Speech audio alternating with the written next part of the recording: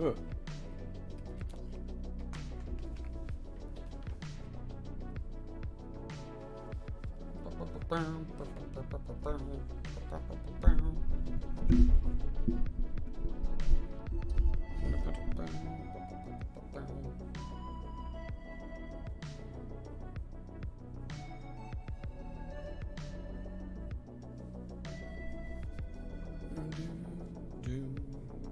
Okay. Let's see how this goes. Let me see. Any notes? Didn't really need them last time. But no. Where? No. Okay. Any notes? We have a few. Hey, what's up, Spy? What's going on, man?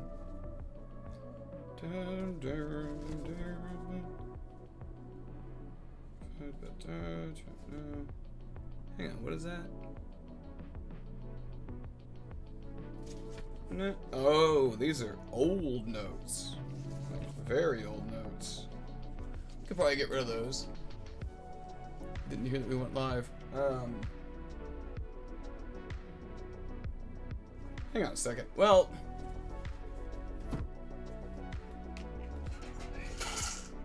whoop, stop it. Make sure, well, okay, just double checking. But to be fair, headphones on. To be fair, we don't really expect anybody to show up either way. Yeah, we're gonna just try to go off the notes in our head. And just like, let me see, just like our DS1 walkthrough, this is basically gonna be a guide about the way that we like to do this run, and yeah, we just have to remember to put as many. Oh, there goes a page. As many citation links. Well, as long as we feel like it goes somewhat well. Alright, Spy. Thank you for the lurk. We're going to be rambling to ourselves, as usual. If we can find out.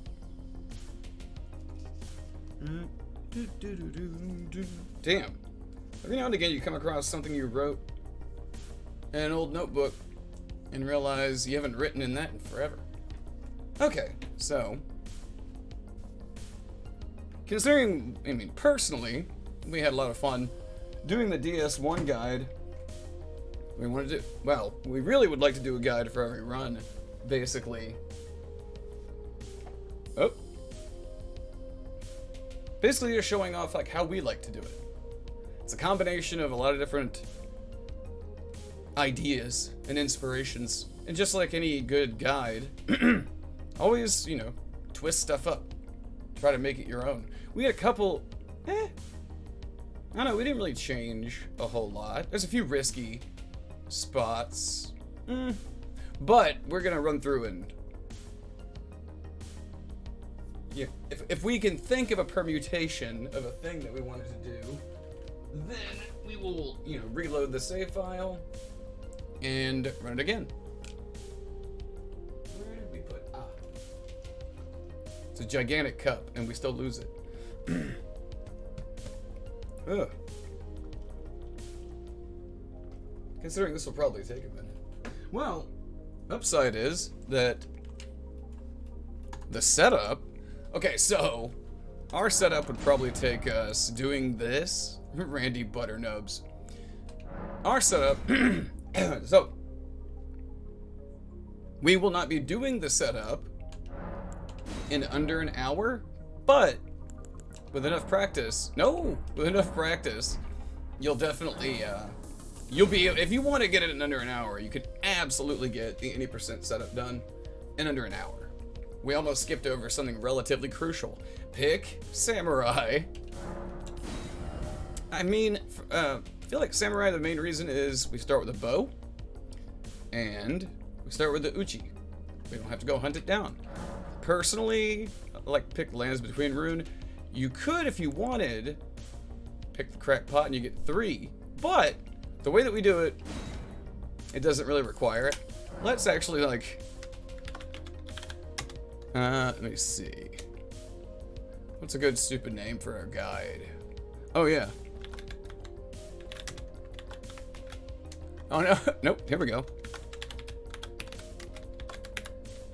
There we go. Hit listen end. That's what we... Oh. And also, you know, always have a plethora of characters created and ready to go. We will go with some punk rock braids. Alright. First section, we'll call... Yeah. This is all going to be set up. And there's going to be, you know, the setup continues later on, but pre-first major boss setup, we'll begin the very beginning. Okay. So, first thing we do is bow and right hand 2, get rid of that, and get rid of armor. Of course, can't go anywhere without the wizened finger. Man.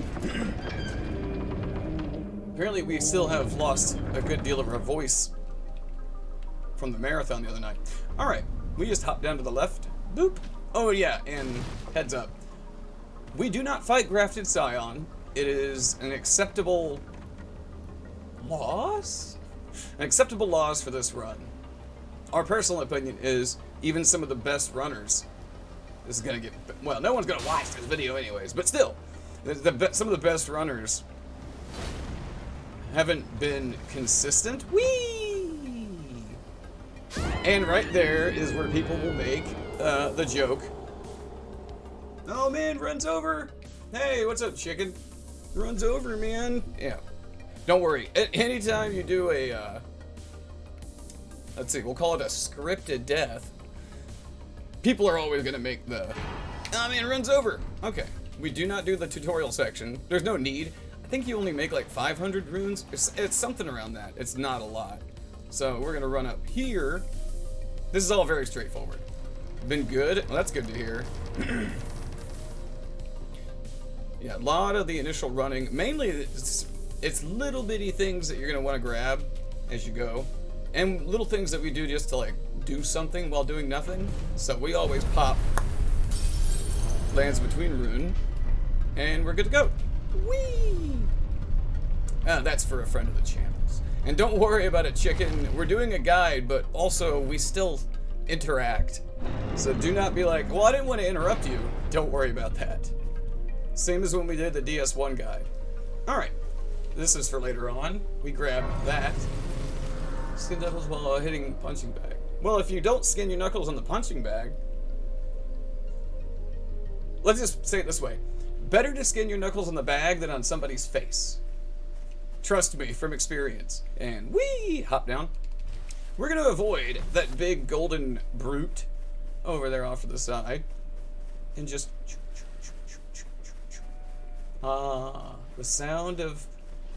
If you think hitting... Okay. We're not going to say from personal experience, like, all the way. But hitting somebody with facial hair hurts way worse than hitting a punching bag. Alright, we grab this grace. We'll come back here a few times. And here's our first smithing stone number 1. We're not going to deal with Kali right now. We will come back for our Santa, off-season Santa buddy after a bit. And northeast, basically head this way, and there's a guy way off in the distance who has no idea that he's about to get slapped. Oh, also, there'll be mistakes. We'll be getting hit. It'll happen, especially since we're going to want to possibly do multiple takes on certain things. L2, R2. We forgot which button did what. And Kukri which might possibly be one of the best attraction devices in all From Software history. So, we're just heading north toward this little grace over here. We're not gonna assume that anybody watching this knows everything about it. For example, we never even played DS2 before we started studying for the no-hit run on it. So, don't worry about it. You can do it blind. Just, you know, repetition. And we'll set up Melina's appearance. Who knows they were skinned until after? Well, that's, yeah. If you lose one layer of skin, you might not notice it right off the bat. But then, like, later on, you go to make a fist, or you bang your hand on something, and you go, shit! What happened? And you look at your knuckles, and they look like ours. Do they still look like that? Yeah. Greetings, even after a lot of years. traveler from beyond the fog. That's because we used to do bare knuckle boxing. I would say I don't recommend it. I don't recommend it in general. But hang on. But and there we go. And that's another reason we're doing this guide, is to sound out shit from our memory, trying to keep our memory. So actually, for a specific reason, we want to, because of timing, we want to skip her dialogue, burn through it real quick, because this, it'll feel tight at first, giggity, but don't worry about it too much.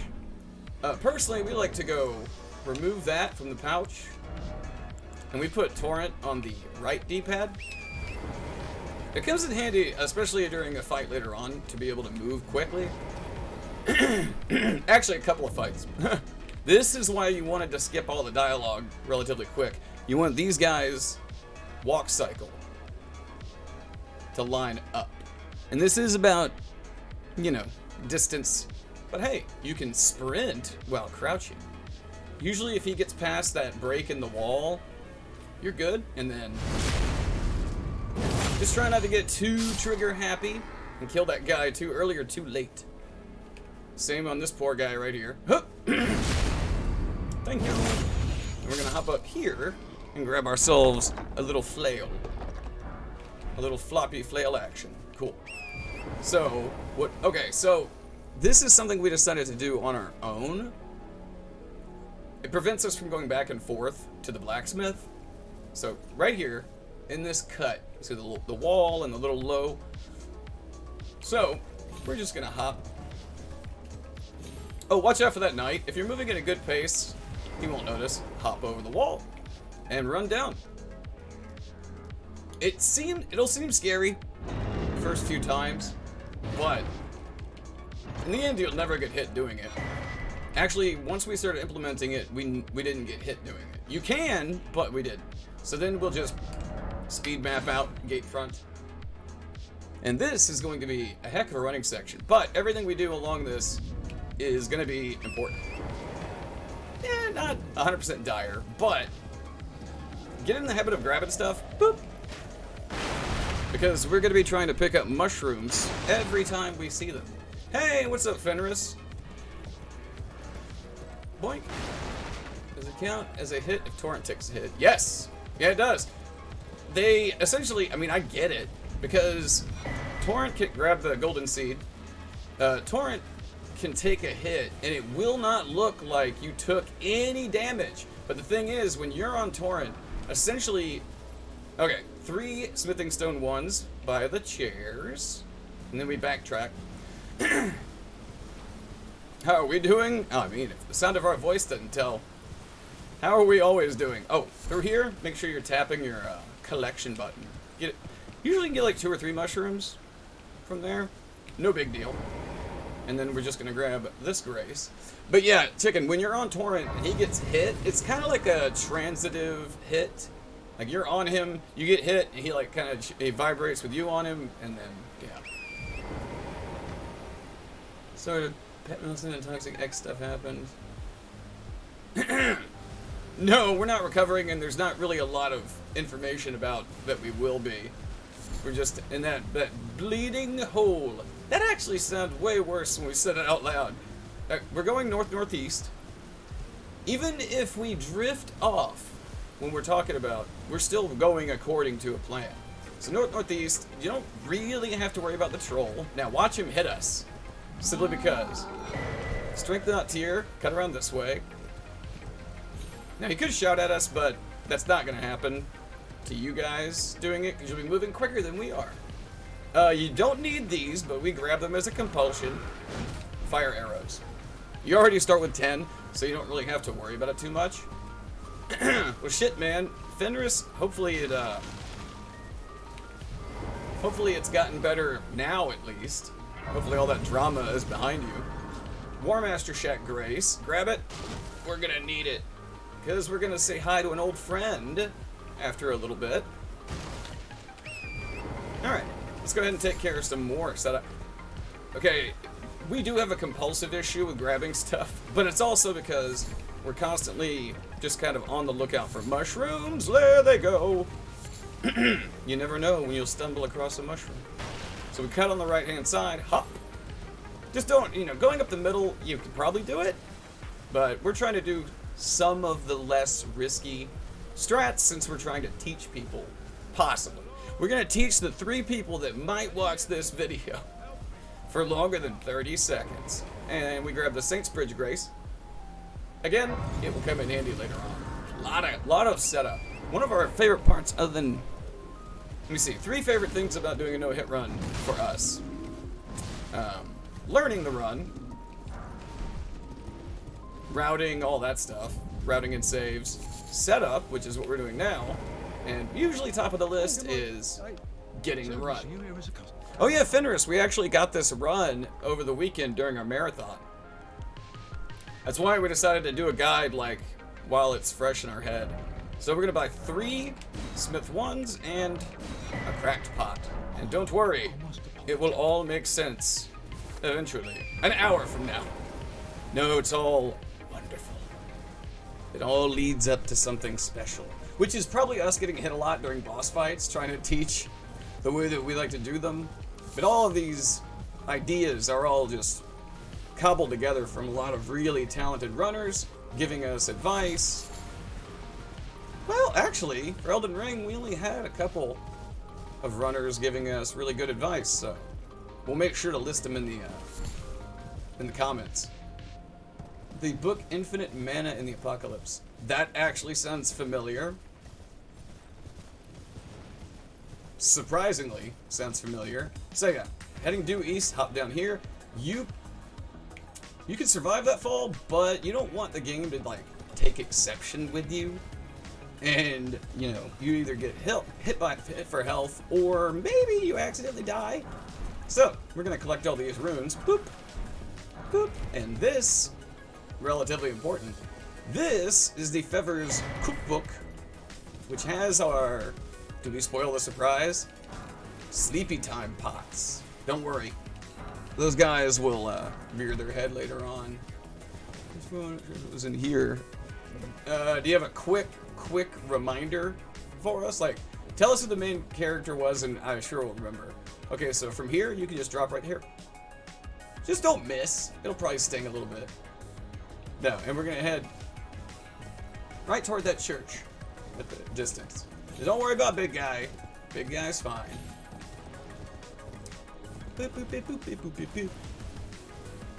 Okay, now some of this running is about to get very precise. Yeah, I'll say precise. Grab that 1 sacred tear and the old wondrous physic. Grab the grace, and we always put our physic on down on the D-pad, but put it wherever you're comfortable having it. This is infinite mana. Well, okay, maybe if you talked about it, give me some early plot points. That'll let me know, because the name, that's definitely gonna mess with us. All right, so behind the church, boop, Spirit Spring, and 1.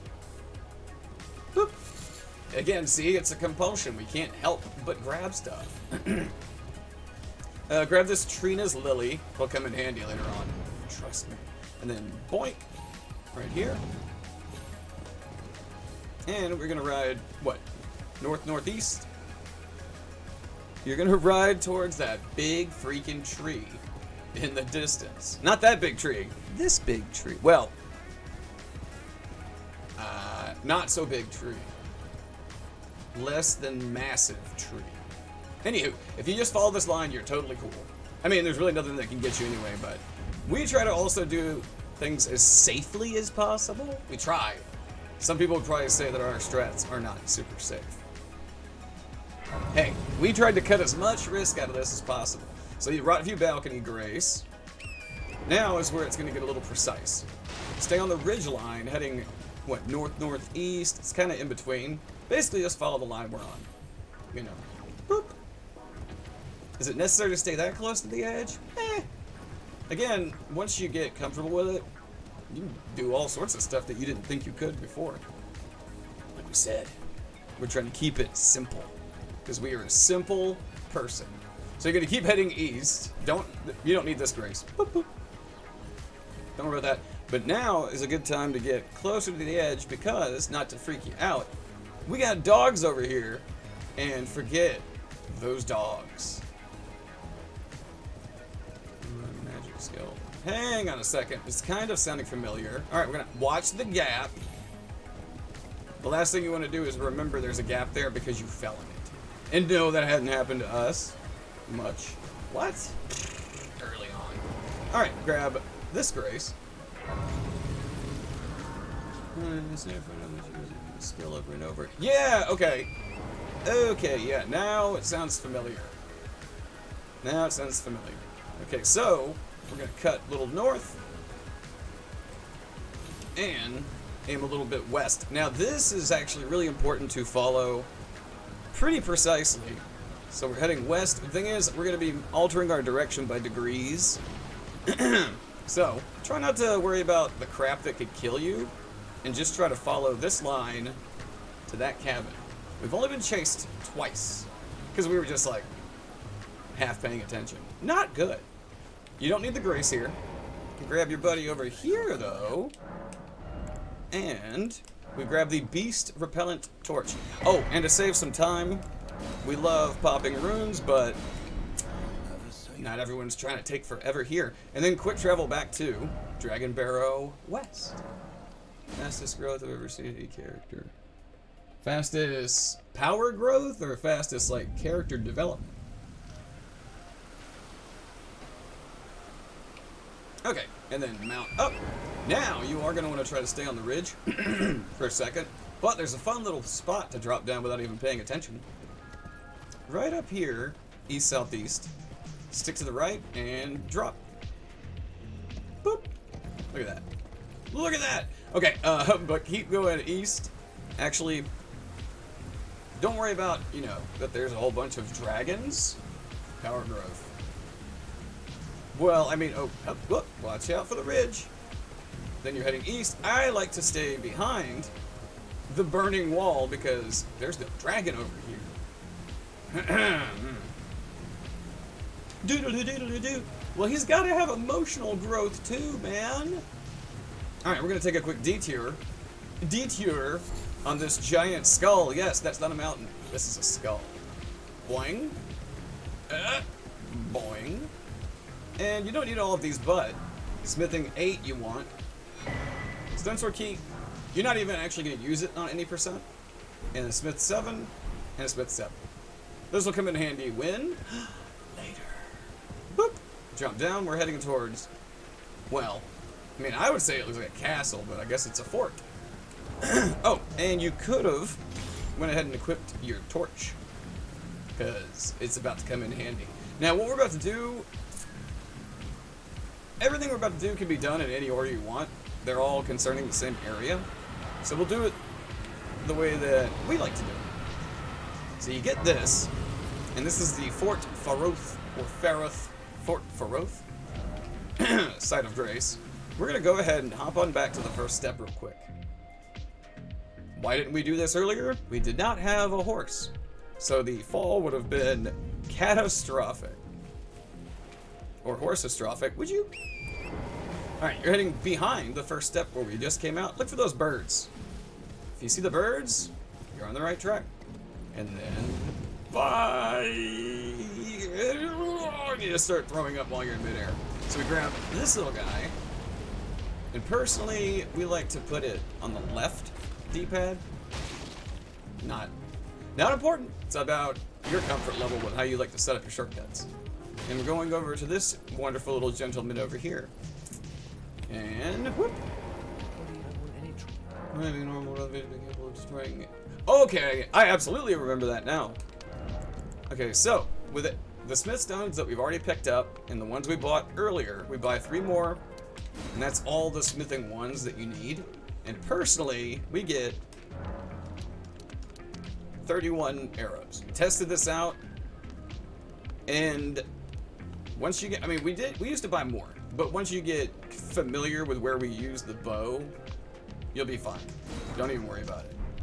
Right, but now we got some backup arrows. So now we're going back to Fort Feroth. Oh, there's some evidence to make that seem unrushed and natural. Yeah, that's the tricky part. Giving somebody a ton of power that's a protagonist and keeping them interesting and stuff, right? Okay, whack the wall at the corner. I like to sprint all the way up and then crouch right here. Sit to the left of that pole. Cut around this way. Just walk this line. Don't panic. They're fine. And then remember to click and climb. Don't worry. You won't even see poison proc on you after like the first 3 tries. If that. I would actually like people to come in and be like, man, it wasn't as hard as you kind of made it out to be. I was like, well, good. That's awesome. So, important item. Dectus Medallion. Right. Oh, here's that's kind of a reason why we have the torch. Bigger reason coming up in just a sec. Now, personally, if you don't want a bunch of blue ghost soldiers chasing you, we stick left and then drop through. You want to keep moving at this point. Don't pay attention to the rat behind you. And whoop, you grab that golden rune 12. Need it? I don't need it, but fun to have. And whoop, don't worry about the rats. Don't even worry about the bats. What we like to do to kill time is pop that.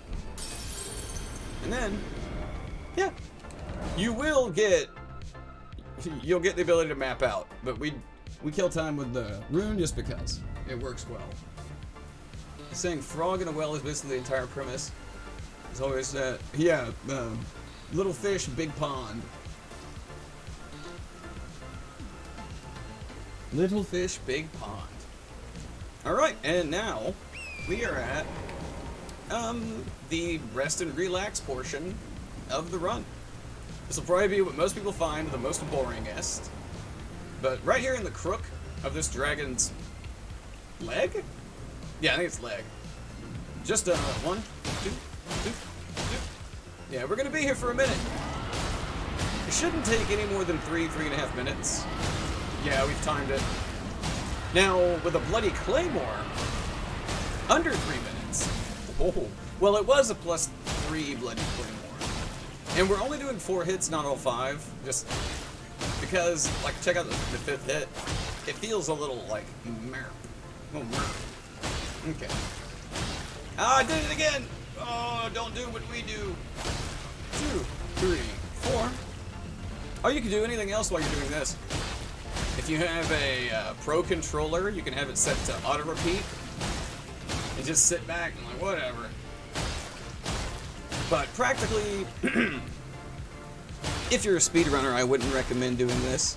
And actually, speedrunners probably have some amazing 3-second kill on this gal. Yes, Grail is a female. This is some of that sweet, sweet lore.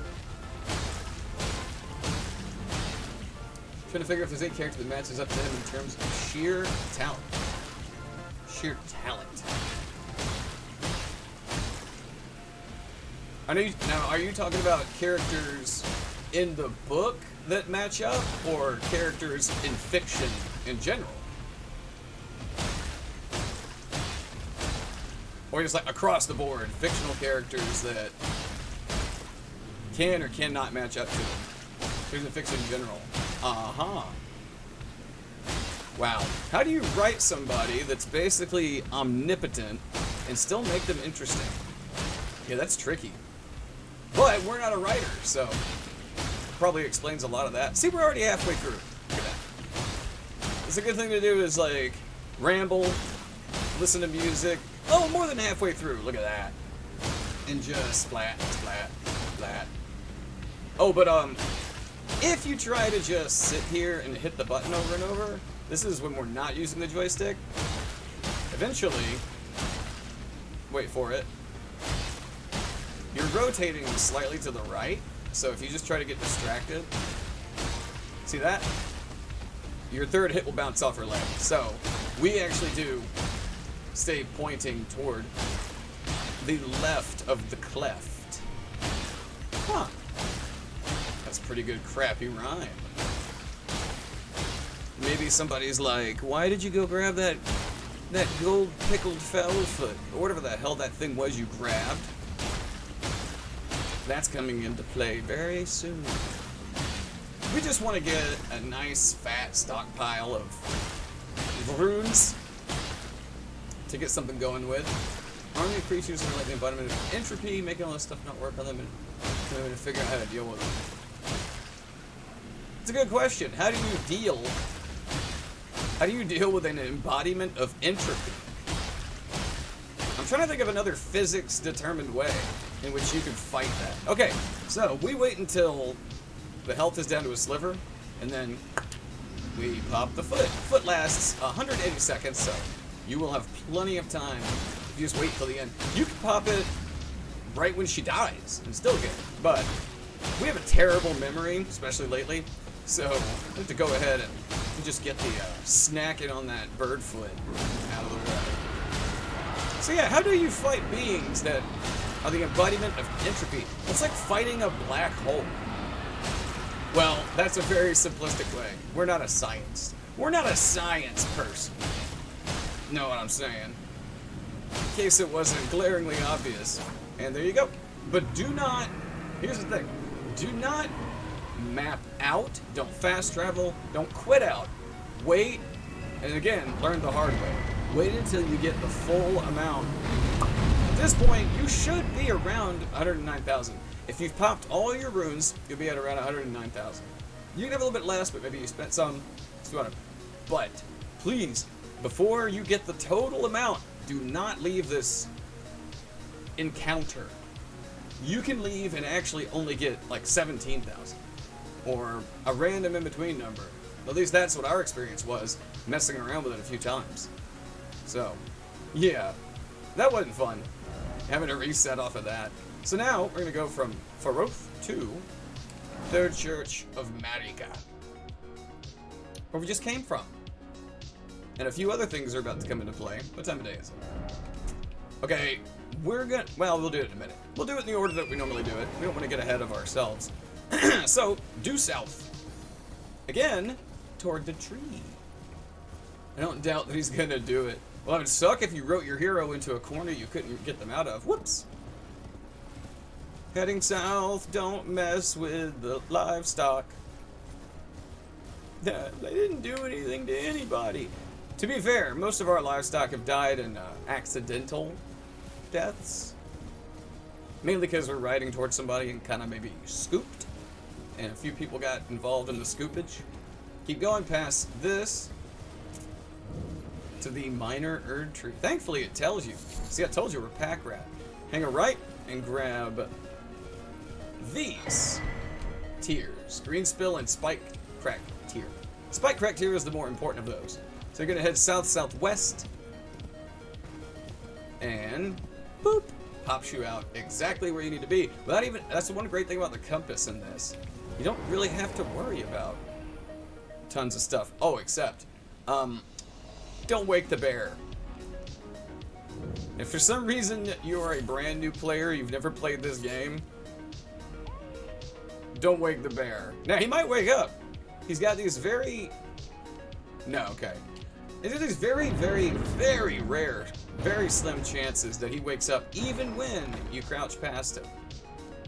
don't worry about it if he does. You can just wait down here and then map out if you really have to. So we're gonna grab the Axe Talisman. And actually, since we didn't shout it out when we got it. Radagon's Sword Seal is what we stole from Fort Faruf. We're gonna equip it just because. It'll be the first one that we really need to use. So, compass should say, oh, hang on a sec. Hang on, we need to move that. Let's move that down. Okay, now the compass is a little bit more visible. Alright, cool. Mana dynamics. I'm gonna try and figure out where the mana is coming from. Somebody use that against them. Jesus. Well, he wouldn't be much of a hero if he didn't. Oh, due east. And just make sure you hop the wall. Whoop! You don't want him waking up and saying hello to you. Now, you don't have to go due east, but it does help you keep your bearings, at least until you get the idea of exactly where you're heading. This guy is your marker. You don't need to buy anything from him. If you've gone and done things in the order we've been doing them, you don't need to buy anything from him. You're good to go. And we're going to head southeast to south, because we need it to be nighttime. But we're going to get slightly interrupted.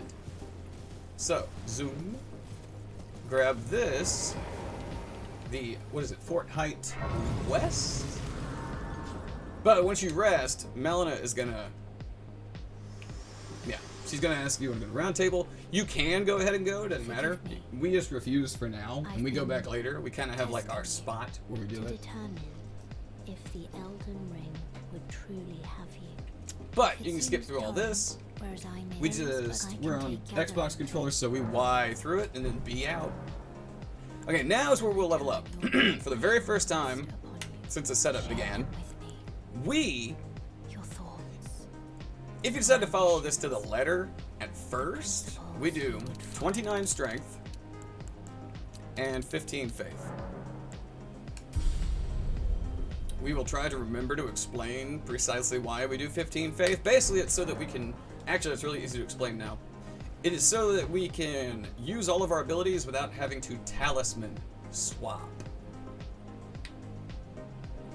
It's exactly what it sounds like. Not having to swap out talismans in combat just to use ability and go back to something else.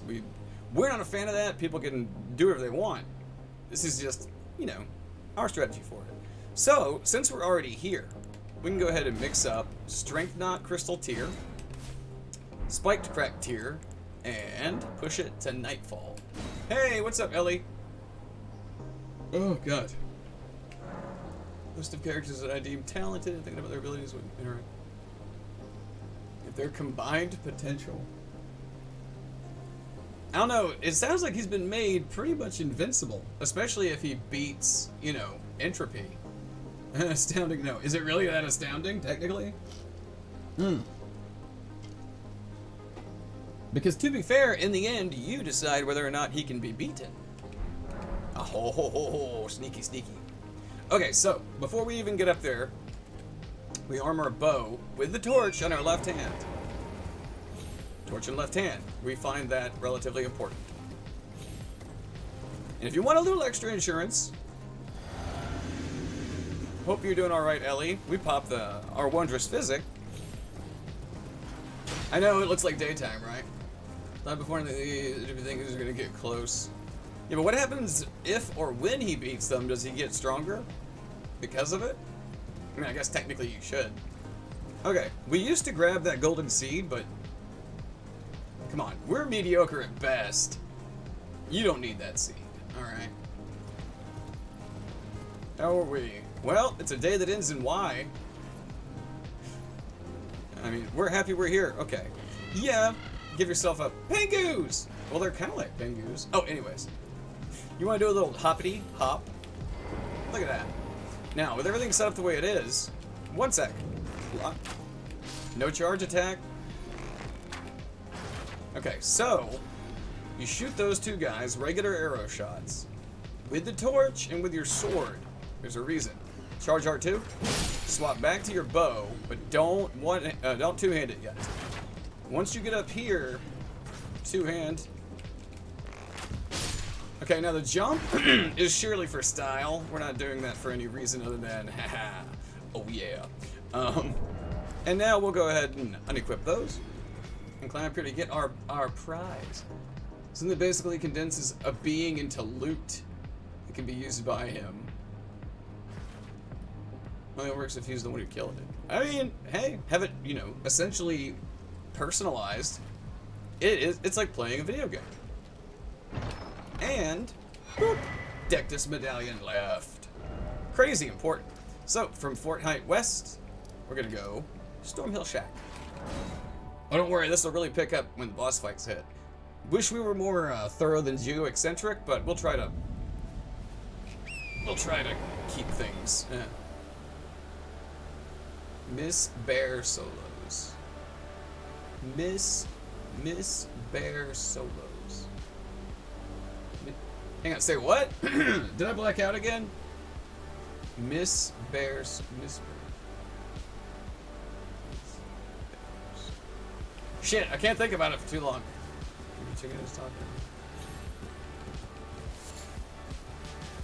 Now I'm really lost.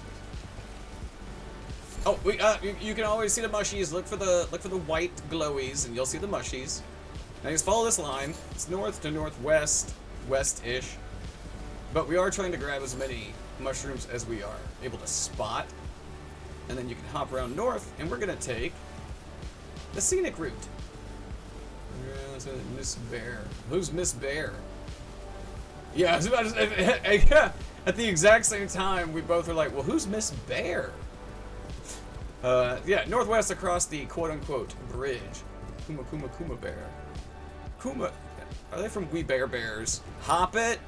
Just because, you know, there's nothing like losing a run to falling off a cliff. And believe me, if there's a way to lose a run, we've done it. Never get discouraged. Even if we got discouraged, well, if you do get discouraged, just don't quit. You know, just get after it. Keep going. Oh, if it stops being fun, take a break. You know, take a night off. But hopefully, we're just following this around. Just following it around. Watch out for the wolves. You could go for that mushy if you want, if you're comfy. But you don't have to. You're gonna find plenty of jumps, plenty of mushies throughout your journeys. Like right up here. Not you. Un momento. And grab that guy. And don't touch the grace. We're still on a nice long trip. Alright, let Miss Bear. There's no pity, but a slice of life wholesome comedy, so it matters only so much. I mean, that sounds nice. Sounds nice and different from... Maybe we shouldn't have told people we were doing a guide. What? Hey, what's up, Salem? Keeping on going through the cut. But I would recommend against riding through that little encampment there. You can if you want. Maybe nothing will happen to you. But we don't like to take risks like that. We'll let you know where we're taking risks at certain points later on. And right towards our little buddy. Right here. You don't need the grace. You just want our friend. Chat him up till you get to his shop, and all you're gonna buy 3 smithing stone 2s.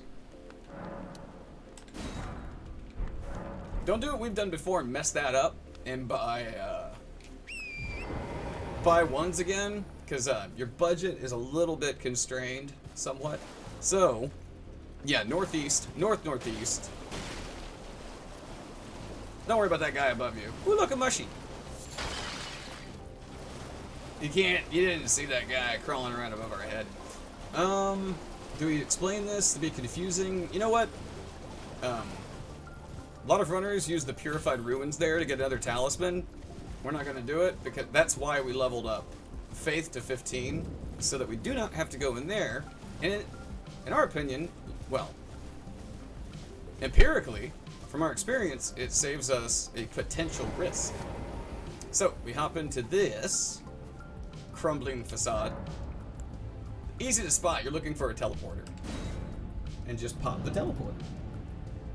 We didn't realize how much our voice had gone out. since we hadn't done a marathon in so long. Alright, not necessary to bring out Torrent, it's just fun to do. And grab the Grace. We're about to go grab some more Smithing Stone 2s. Oh, this is where you're going to want to be a little bit careful.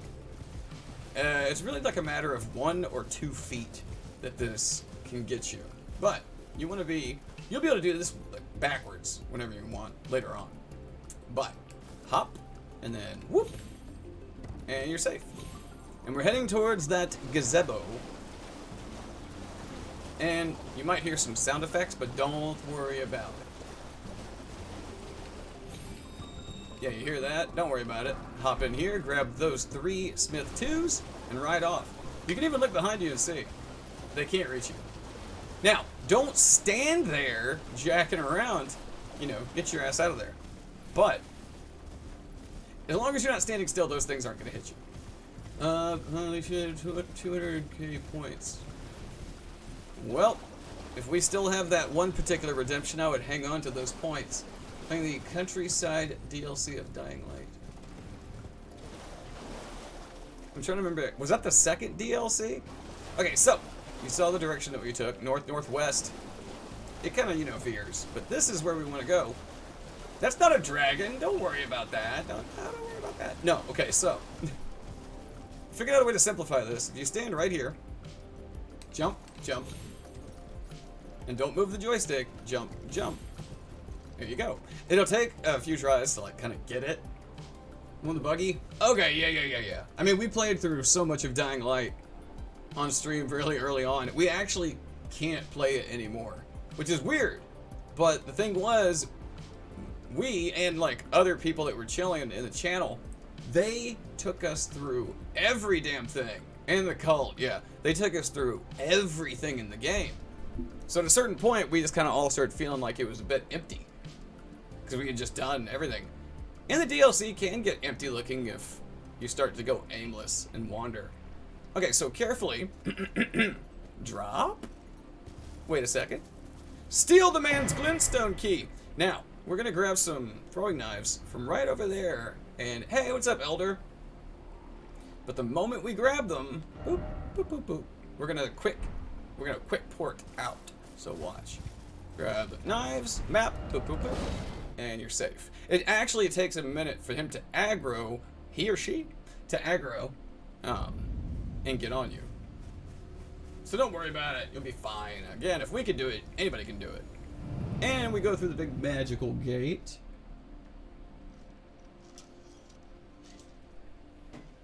Well, hopefully you and Katie Cat are still doing alright. And if you want to be silly, you can always ride Torrent right here, because you're going right through this gate. Have fun with it. Have fun with it. Doing a no-hit run, you might have some anxiety moments, some bad run nights. Try to have fun with it. Okay, now we're going to head, this is going to be north-northeast general direction. So first, pretty much due north. You know, it's not. Oh my god, we get caught on those trees all of the time. Okay, so this is where we want to cut these little ruins, this rubble. Don't go too far to the right. Don't worry about why. Don't worry about it. And we're going to hop over, boop, to this church. Look at this church. Into the church. And this is going to be the only sacred tier. We already picked up one. That's our second one. And for this run, that's all we grab. Shouldn't need much else of anything. So hug the left side heading northeast. Not hug, you know, kind of. Rave weasels. Rave weasels. Weasel noobs. And we're going to grab this little guy. Boop. Oh, don't hang around. That stupid dragonfly might actually boop you. And if you want, grab you some mushy. Oh yeah, don't worry about what sounds like a catapult. Yeah, don't worry about that. Hop the rocks, and you're good to go. Okay, so the reason why you can hear the catapult levering up, we veered a little too far to the right. So you stick maybe a foot to the left, and they won't even I wish I could headbang the way that those weasels headbang, because they are hilarious. And they look like they're having a great time all the time. Oh, yeah, we're just gonna run. This is why we got the 2 halves of the Dectus medallion for this absurd elevator. There we go. We're gonna do a little reconnaissance. No, we're gonna do some more crazy shit. It's gonna seem, you know, scary maybe.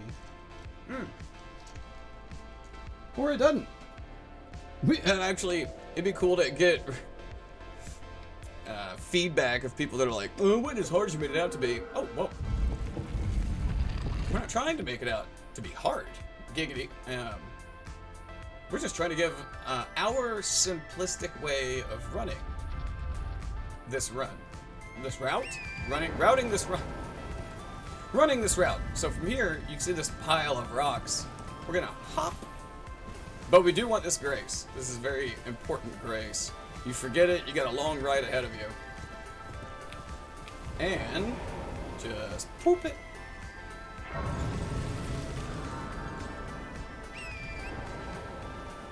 Oh, wait. Okay. So, yeah, east is fine for now. And we're gonna make some slight adjustments. You don't want to go too close to where you see all the wood, because the Misbegotten are gonna probably shoot crossbows at you. Or regular bows. So, east, watch out for them. Stick more to the left-ish, kind of in the center. Again, you'll totally get a feel for it. Or, you know, what we usually do is we'll follow directions to a T on the first couple of go-rounds. Oh my god, I missed that emote. We usually follow all the directions, lines, items, everything to a T until we get comfy with it, and then we like to see where we can like mix stuff up, change things around. And good place to grab some mushies. And mushies. Oh, that was 3. What do we need mushrooms for?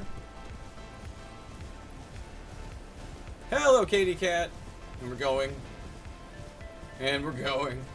The setup, some people complain about how long the setup is, but it's actually, in our opinion, relaxing.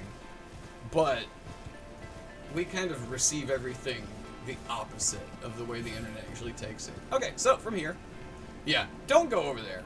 I mean, you can go over there if you want to. What's up, Ethiops? How's life been? Personally, our life? Oh, terrible. We're in horrible health. Nothing seems to be working, and we're in crazy debt. Wait. Yeah, just ride through these guys.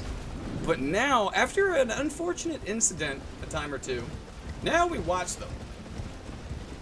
Because one time we took our eyes off these dicks, and something like that happened. Okay. I'm not saying stop here, but they do have a... Come on, dude. There you go. They have a tether. Who cares about Batman? Who doesn't care about Batman? No, welcome back. I remember that name. Yes. Do not remember this name, but that's because we haven't seen you since you were... Who cares about Batman? Aw, man. Yeah, and don't pay any attention to what we're doing. We're still chatting with everybody, but we just got this this no-hit run the other day.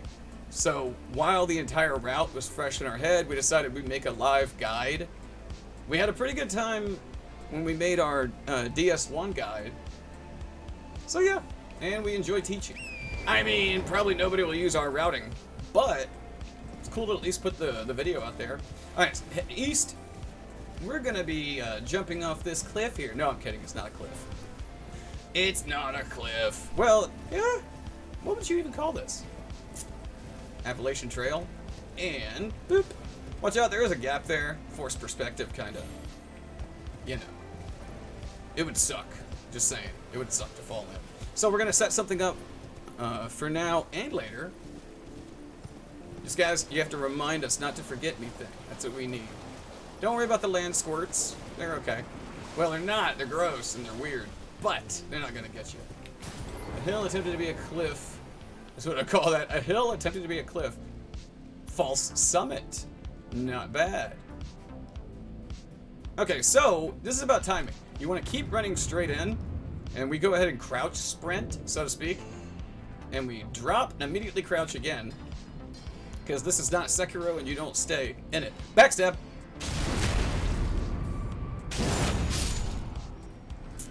And we're gonna go grab this. This is super important. Smithing Stone Miner's Bell Bearing 2 and open up this wall. We haven't seen any other runner do this. Someone has. We're not, we're not original, but. And just for a little clarification, grab this, but watch that hallway. And don't take your sweet ass time leaving. Just go ahead and run. A hill to be upside down sliding into chat's DMs. Okay, so from here we're gonna go back to the outer wall phantom tree grace. We're gonna grab some more golden seeds and another pretty important grace.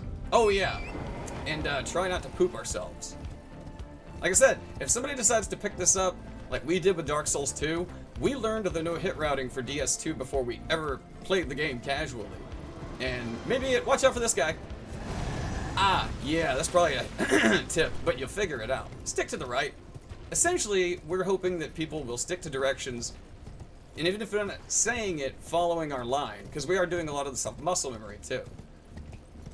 But yeah, don't stay in the center. I have never been hit by that thing.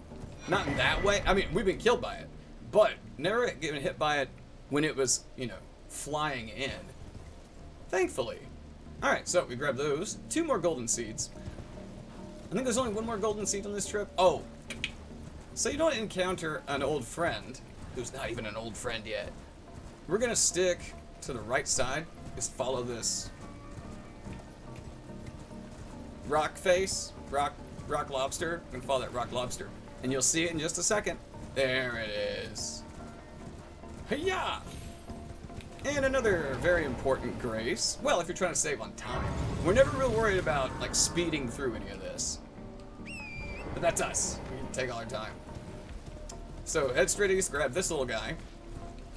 And then, go around behind here for the mother load of mushrooms. And, boop, 8 mushrooms. So now we're good to go. Down here, back to South Raya Lucaria Gate. Cocked lobster. That sounds like a really horrible sexual act. Actually, cocked lobster sounds like an STD. If I'm being honest. Oh, just for our own clarity, we like things to be nighttime. You don't want to get caught late night into morning, and it actually affects things. That's just our opinion on it. So, this will take some timing to get used to. We're going to try to explain an alternate strat, but this is one that once you practice it, I feel like it's actually super comfy. So, yeah, we follow this all the way around, hop left. That was weird, our jump just died. Okay, rooftop, hop. Stay on the roofs. It'll take a minute to get used to. And then, now that crab is in, well, he was in an optimal position. Now, there's a couple things we can do. We technically try to stay patient. He's not aggroed to us. You would know because it would be looking at you real freaky and move back and forth. So, check him out. And it's nighttime, so it does mess with your visibility. No, he's still not onto us. See, okay, another way to do this is you take out your kukri, you toss it down there, and it'll distract it. If you're in a hurry, works like a charm. Okay. Oh, hang on. Dude, all 3 new Tomb Raider games, Infinite Editions, or 85% on Xbox. Fabio? Fable? Is that supposed to be Fable? Fabio? Remothered EP. Phobia. Phasmophobia? Or is it just called Phobia? Oh. Hey, he shouldn't have turned back around when we had it technically paused. Okay, so check it out. Here's how your visibility drops off at night. We're right behind him. Grab the 3 Smith 2s and roll out. We actually, once we decided to start doing it that way a little bit quicker, didn't get hit. Oh, okay, that one. Still have not gotten to check it out. That is the last golden seed we will grab. All right, now we follow the line. You're gonna cut across this busted bridge. Whoop. You're looking for that stone structure in front of us to grab 2 more Trina's lilies. St. Diffina Hotel. I mean, look like a fun horror game. Hey, oh, look at that, 2 of them. And you can actually head due south. We use this little shrubbery sapling as our guide. And if you want, you can go ahead and switch to... We forgot all about the flail! Switch to the flail. And get ready to get your hands dirty. 2-handed, please. Alright, light up the grace, you're gonna need it. And if you want to be super safe, knock all that crap out. Make sure you're aiming him into the corner. Give him a whack. He's not gonna freak out on you at first. Give him a little whack. And then hold L2.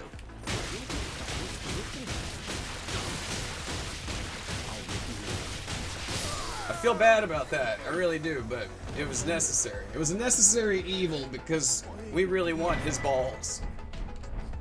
Alright, we got the iron balls. So now, here is your weapon for the rest of the run. Well, your offensive weapon. We'll get into that as we go.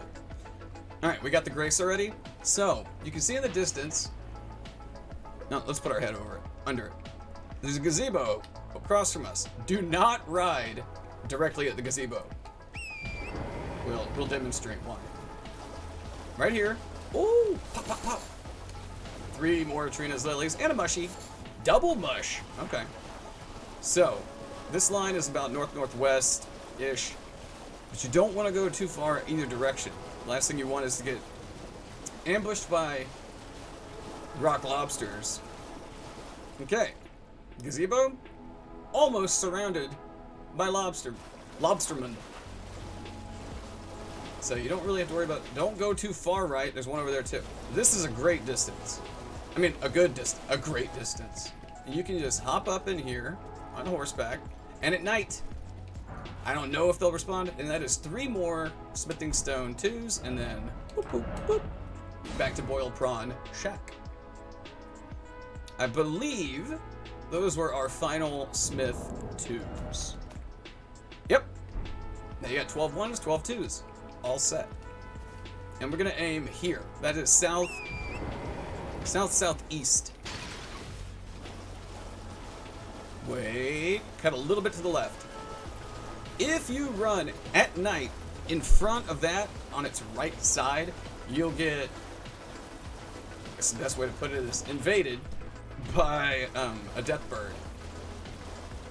And the way that we do this run, we don't typically like to hang out with death birds. And then there's a gazebo.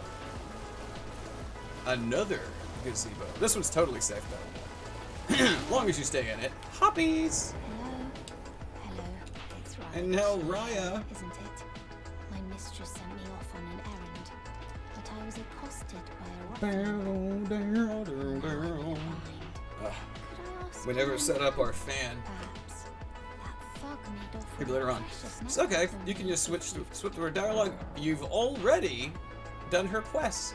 Haha. We left that detail out. It's not super important. You killed the boggart buddy to get his balls, but you're also doing it to get her locket back. It's a necklace, locket. It's a locket. Give her the necklace. Yes. Thank you, kind. Did I Just talk to her until she asks for it. Give it to her. That sounded bad. When she gives you that, you are golden. So now, we will take... You can go to any grace now at this point. We'll take Melina up on her offer. Now we get to do the real setup. So, let's go to Round Table Hold for the first time. Hi, Melina. How you doing? Very well. Let my hand rest upon you. Oh, and anybody watching, always, feel free, whatever. I mean, you don't have to talk. Nobody ever has to talk. I'm just saying. This is a teaching tool, but it's just like with DS1. Chat always matters more than the game. I would say especially when you're doing trying to do a guide. Okay, time to get set up in round table. So first thing we like to do, well, other than breaking that chair because it's fun to roll through things. What? It's compulsion. And we're gonna talk to these old ladies, give them the bell bearing, and because you already have 12 ones, 12 twos, get yourself 12 threes and 12 fours. Then dagger, rapier, finger seal. And we'll show you how we like to set up our stuff. Set it up however you want that's comfortable for you. It's going to be about how comfortable you are with, setting off certain actions at different times. What we like to do is, in our right hand, dagger, left hand 1, finger seal, and left hand 2, rapier. All that'll make sense after a bit. Good with all that? Yeah. Now we're going to go visit our blacksmith friend.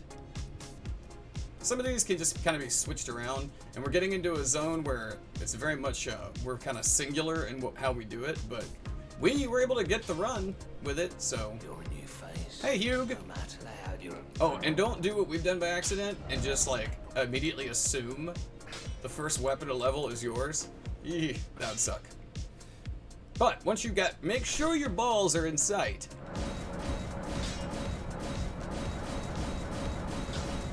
And you get to plus 12 already. Watching composers and coaches listen to Mushroom Head and Death Metal. I mean, that's a pretty good metal band. Not to relegate it to only one type of metal, but we don't get too nitpicky on that. I really like Mushroom Head's cover of Seal's Crazy. That was a pretty interesting song to choose to do a cover as a secret track on one of your albums. I thought it was really cool. Okay, so now we can go ahead and spend those golden seeds. Nope. Bam. And bam. And bam. And bam. So you'll be able to get 4 of those, and then plus 2. And the way that we like to set it up is 3 crimson, 5 cerulean. Alright, now that we're here, we're doing a little bit more setup. See now. Alright, Elder. You and Katie Cat, hopefully get some sleep. And hopefully we will see you sometime in the near future. Bam, bam, bam, bam. Okay, we're gonna go get some tools for the trade. So, War Master Shack. We were here earlier. Buddy of ours hanging out inside the cabin. It's fine. We need to start making save states though, so we can show where would be a good place to make a save state. Essentially, when you're doing the running setup, everything up to here, we say save often as you're comfortable. Just stay on it. Okay, so we did have Radahn Sword Seal equipped. From now on, we're gonna have Axe Talisman until we have our next talisman pouch. So don't worry about that. Alright, so it really doesn't matter which way you go through with this. You won't get in trouble as long as you keep moving. So you can head due north. Wait. Don't get freaked out by it. It's just wolves. And then you can head northeast. It really, again, it's really, really safe. And we like to go ahead and pop our Wondrous Physic, so that activates our Strength Knot and our, basically, another Axe Talisman. I like to try to sneak up on the guy, crouchy, crouchy, and then charge R2!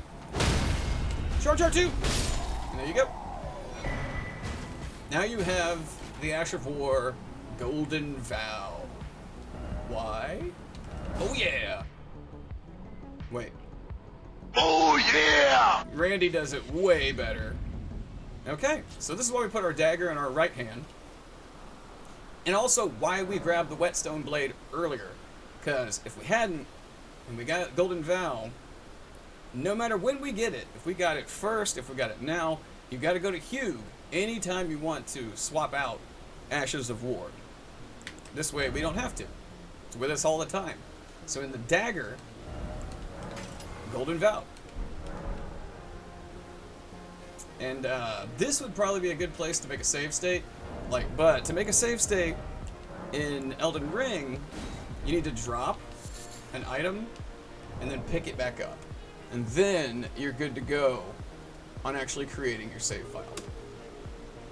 And we will be doing that. From now on, we'll be doing that like boss fights, certain running sections, but you're going to get to a point when you're finished with the setup that you're just going to like pound through it. So, important. Flasks. Last 3 minutes, we have time to sit here and explain. And then Golden Vow. Okay, Golden Vow has an area of effect on it. So do not do it close to him or you will buff him along with yourself. Alright, load that up. And get behind him. What we do is get directly behind him. You do 2 charged R2s as a combo. Sorry about that, Bernal, but it had to go down like that.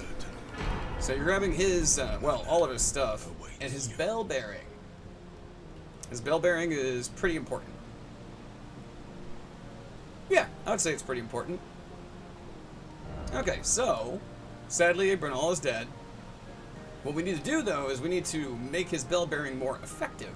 But to do that, we go Altus Plateau. Remember our little friend who we got the necklace for? That we killed poor Boggart for? Head over here to the elevator. Don't worry about the big guys. As long as you have the medallion, which you of course already have, they won't mess with you. Whoop.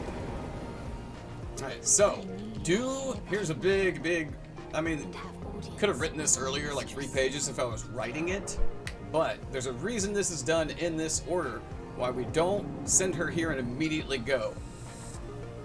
If you accept the invitation to Volcano Manor without killing Bernal, that poor guy that we just killed, you will not be able to get a specific skill that is very, very handy and is going to make some people think this is the easiest run on the planet, which for some people, most likely it is. So we're going to go talk to the insane lady of the house. Hi, Tanith. Oh, hi. Ooh, yeah. You just want to keep talking to her until she asks, and then join the Volcano Manor. You have to, and you have to get that.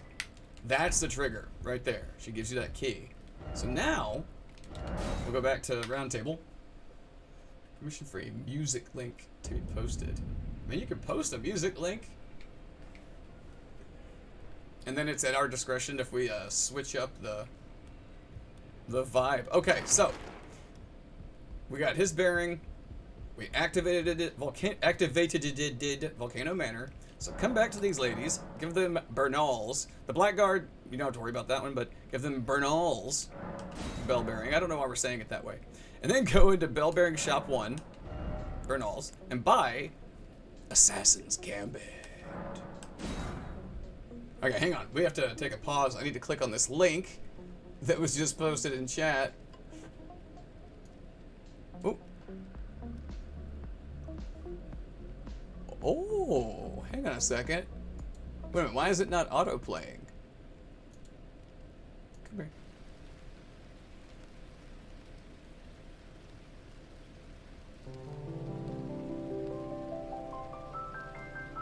Nice.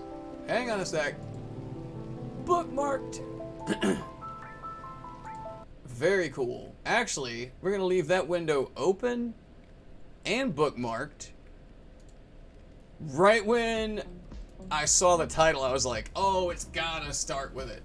It's gotta start. Dude, that is, every time we hear that. It's not our favorite game of all time, but Final Fantasy VII was the one that got us into RPGs. Yeah, no doubt. Okay, alrighty. We got that, so before we, I mean, you don't have to leave. Because, oh yeah. Well, anytime our Spotify runs out, we just go to the YouTube, the live lo-fi channels, and just let those go on in the background. Okay, so you can do this here, you can do this at the next grace that you go to. Really doesn't matter, it's up to you. But put Assassin's Gambit on the rapier, and you're good to go. So, here's where things change up from other runners, routing and stuff. We're actually gonna go for as much damage as we can really do at this early in the game. So, to do that, we're gonna take a little risk. Once you get it, it won't feel like a risk. And we're gonna go back to the sealed tunnel. That's where we grabbed the smithing stone bearing 2. And we killed that little shrimp. So, alright, we are two-handing so that we can use Assassin's Gambit. We've got it set to our left hand. Again, there's no method that's perfect. Just do it the way you're comfortable. And we're gonna Gambit. I recommend switching back to two-handing your balls. Charge R2. Good to go. Kill that guy with a Charge R2. Grab that smithing stone 5. Backstab this little guy. Now, this next part's kind of cool because it's actually, it looks precise, but it's not actually. It's got to run diagonally, hit the switch, and jump in the corner. And then be careful on your way down. And there's another smithing 5. There we go. For people who have this compulsion about the number 13, we think 13 is lucky. So, this will give us our plus 13 before the first boss. And hoppity down. Because you used Assassin's Gambit, nobody will be waiting on you. It'd be hilarious if there was a dude waiting for us right at the top. Ha! But how funny would that have been? That'd have been pretty damn funny. Now the Winter's expansion now for Resi 8. Oh man, that's an awesome expansion. If they keep doing their, they keep doing Resi remakes like that, the way that they've pulled it off the past few years, let's go ahead and remake all of them. Up to the left, don't worry about that guy, he's not gonna catch you. Time to let Mommy D sever your hand off your body. Quickly and jarringly, and I'm assuming painfully. Okay, we did that, so now, all that's good. Now, if you want, you can do what we have to do. Go ahead and go back to the round table, and take advantage of the fact that you just got a lucky number 13 iron balls. I don't think you have a choice about what she's gonna do to you, so I guess it's good that you give her full permission, because I don't think she cares. She's gonna be like, oh really? I don't remember her voice. Hiccup burp. Alright, there's your lucky 13. Run is blessed, and you guys are good to go now. I'm saying, that's all it takes. Get that plus 13, and hey! We did plus 13. 7 days later, 8 days later, we got the run. I don't know, I'm not saying that it is lucky, but, you know, it's gonna happen. Give permission to any Omniverse. Well, at least you know what you're willing to let somebody else put you through. Her daughters are made of bugs. Well, everyone's got a thing they're into. Okay, usually when you come back to Caelid, it'll be either, depending on how you've been messing with time of day, late night or early morning or morning. And we don't want that. We want it nightfall. We want nightfall for a decent period of time. We are going to move kind of fast on this, but, you know, I mean, I know it doesn't look like nighttime, but it's nighttime. Okay, so we're still two-handing our rapier for Assassin's Gambit. Cut around behind. Don't worry about that item in there. You don't need it. Hop straight up here. Just keep heading base. Oh, a little less than due south. Oh, it's fine. We didn't think we were gonna die. And you can just boing right off. Watch out for the guards. Not really.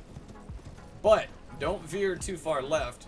What we do is drop on this and then drop down here. Okay?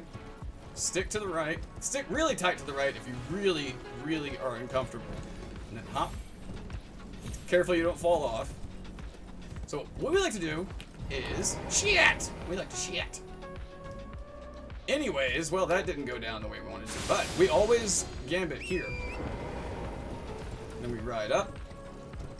Don't worry about this guy. You can swap back to your balls while you're on horseback. Yeah, again, don't worry about that guy. He's fine. He's not gonna do anything. Don't worry about that guy. You're still gambited, because it works wonderfully on horseback as well. Backstab. Well, is it really backstabbing if it's a ball? Backballing? Backball! Backballing! Balls, not bombs. Bombs. Okay, so, bonfire, tree growing out of the castle. Hit it. Don't try to summon Torrent too close to the walls or he won't show up. He can't. So you're right behind these freakish things. Grab Flame, grant me strength. And if you're moving at a good clip, once you get the hang of it, you'll be able to move pretty quick. We're not hurrying, we're just going. We're in no hurry. Yeah, get behind that guy. Their armor is pretty sweet though. The Red Mane Knights. I think it's Red Mane Knight armor. Oh, that little jump off that we just did. Don't do that over here and trust that you can land it. The game will do its best to prove you wrong that you'll land it. So, just plop down here. Before you go around the corner though, and at least one hand your balls. God, that's never gonna get old. And then backstab. I mean, sorry, backball. And then go back to two-handing the rapier. It sounds like a whole lot of stuff, but again, muscle memory. If you're determined enough to work on a no-hit run, then you're determined enough to do it a million times. So, all right, we we gambit again for that lion down there. Sprint across this. Don't worry about that guy. Don't worry about him. And then we gambit here. And you can literally run between these guys. I would not recommend running in front of that guy. Chapters 1 through 3 is free for Pride Month. Why chapters 1 through 3 is... Chapter... Huh? Don't understand the question. Chapter 1 through 3 of what? And of course, as you can tell, climb the ladder. A lot of people were grabbing the Radahn, the Star Scourge heirloom. Tell me why. I don't know, are you doing the song? The game, tell me why. Oh, well that's very misleading. Okay, and boop, grab the teleporter. Don't worry, it leads somewhere awesome. Just because somebody capitalizes the first letter in a word doesn't necessarily mean they're talking about something specific. Alright, let's head back over the impassable Great Bridge. Now, if we tried to start at the other end and go back, it would become relative. I wouldn't say it's impassable, but it wouldn't be happy. Okay, so grab this pretty freaking important grace. If you're worried about your health, give yourself a little chug. And what we like to do is stay here, gambit, two-hand, torn. Gambit, again, anybody doing this is gonna have way better discipline than us. If anybody even watches it. Don't worry, we're not a YouTuber. Excuse me.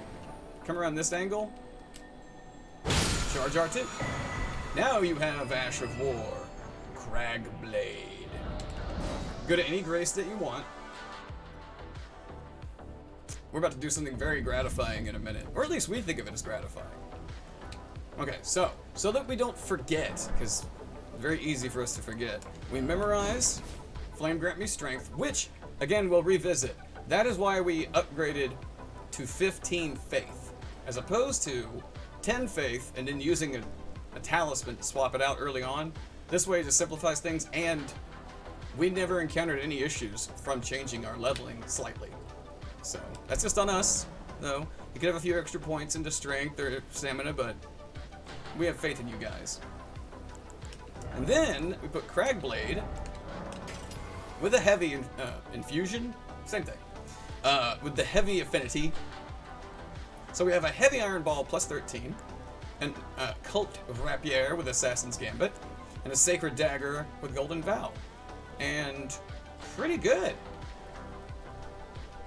You know, you can look at the tip of your nose with your eyes. Well, yeah, anybody can do that if they don't mind crossing their eyes and dotting their T's. What?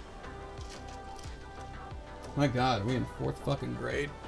Okay, so all that's good. We have one more mission before our first boss, and that is... Yeah, this is kind of a 2 or 3 part mission. What's up, Corrupted? We're gonna go back to Gatefront. Make sure you check time of day. This is for our own clarification. We don't want you guys getting hit. We don't want you guys getting hit from our race. Okay, there's a couple things. I love those damn emotes. Alright, so we're gonna go this way around the outside. Round the outside. Round the outside. I mean, if you want to shoot right up the middle, it's like, it's whatever. We're just showing you what we feel is one of the safer routes that we've taken. Hey, what's up, Butine? So yeah, don't go near that guy. I know you see him over there. Don't go near that guy. And I'm sure that we're being overly cautious with what we're about to do, but better overly cautious and not hit than underly cautious and hit. So we, personally, Gambit, 2-hand. We'll see if the Swick way works. Swick way worked. Okay, so that was a Swick way because, yeah, we jumped and nailed the jump. Oh, and you can just drop off and you're good. Good to go. Okay, so, little minor explanation. Up here, you get invaded. We found out if you're on Torrent when you get invaded, that is 2.5 to 3 very precious seconds that you lose. So we, Gambit, get back on Torrent. Gambit, so that none of these things around here, Mushroom, will drain our stamina while we're running. While we're running from what? This is where it can get a little iffy. We might get hit, we might even die. But we want this to be seen on foot. This tree right here is where you'll get kicked off Torrent. But the 2.5, 3 seconds of the animation to take you off him can put you in a slightly more dangerous spot with this guy. And this guy is a real jackass. So we slow down ever so slightly, but watch your back. He can still fling a bleed projectile at you until you get to here. An ass hat. Hey, that's what we own. An ass hat.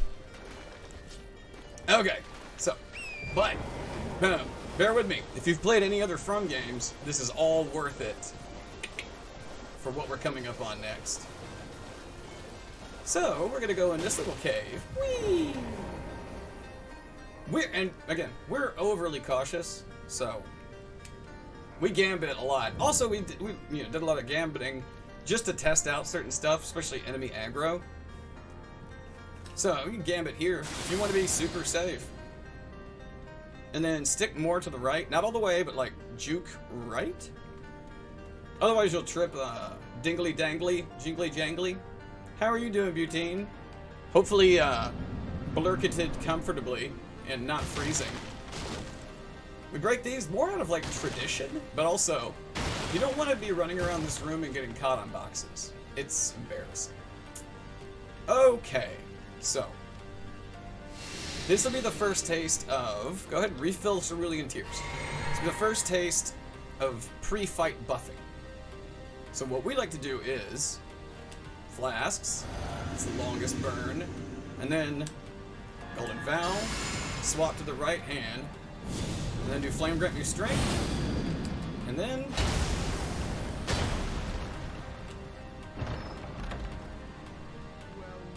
and if you feel like maybe something's gonna wear off, you can always, you got time. He talks a lot. Damn, 90%. Okay, when he does the breath, get behind him. Easier said than done. I mean, it's hard to see through that fart cloud, but then when he's all like, charge R2. And hey, who doesn't love just killing patches? Anybody who doesn't love killing patches, get out! No. I mean, but seriously, come on. Even the people who claim that they love patches, it's their favorite character. Most people say that because somebody else said it. Okay, so why do we kill patches? Well, first and foremost, revenge and fun. Secondly, his bell bearing. So, let's go finish getting set up. Back to round table, and we're about to go to our first boss fight. Yeah. Okay, where we redeem the bearings over. Hang on, we got too many balls in our hands. There we go. Warmer to the blurkity blurks, and give him patches.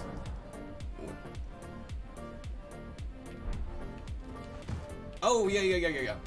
Our bad. We meant. You don't have to, but we meant to do this. Well, yeah, we like to wait until we've killed Bernal and Patches. Well, not killed, put them to sleep temporarily. Like, you know how Batman does. I'm gonna come here and sell everything unnecessary. This is not necessary. But you do want 5 Gs.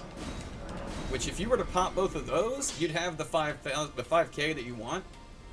But we decided that we like to go ahead and dump inventory space so we can get rid of Braggart's Roar, sell that, and sell Stormstomp. Do not sell Determination, whatever you do. Don't sell any of these Ashes of War if you feel like you might accidentally sell it. That our importance to it be. We'll emphasize later. Trying to kill the Grim Troop, but he's so fast. I remember trying to fight the Grim Troop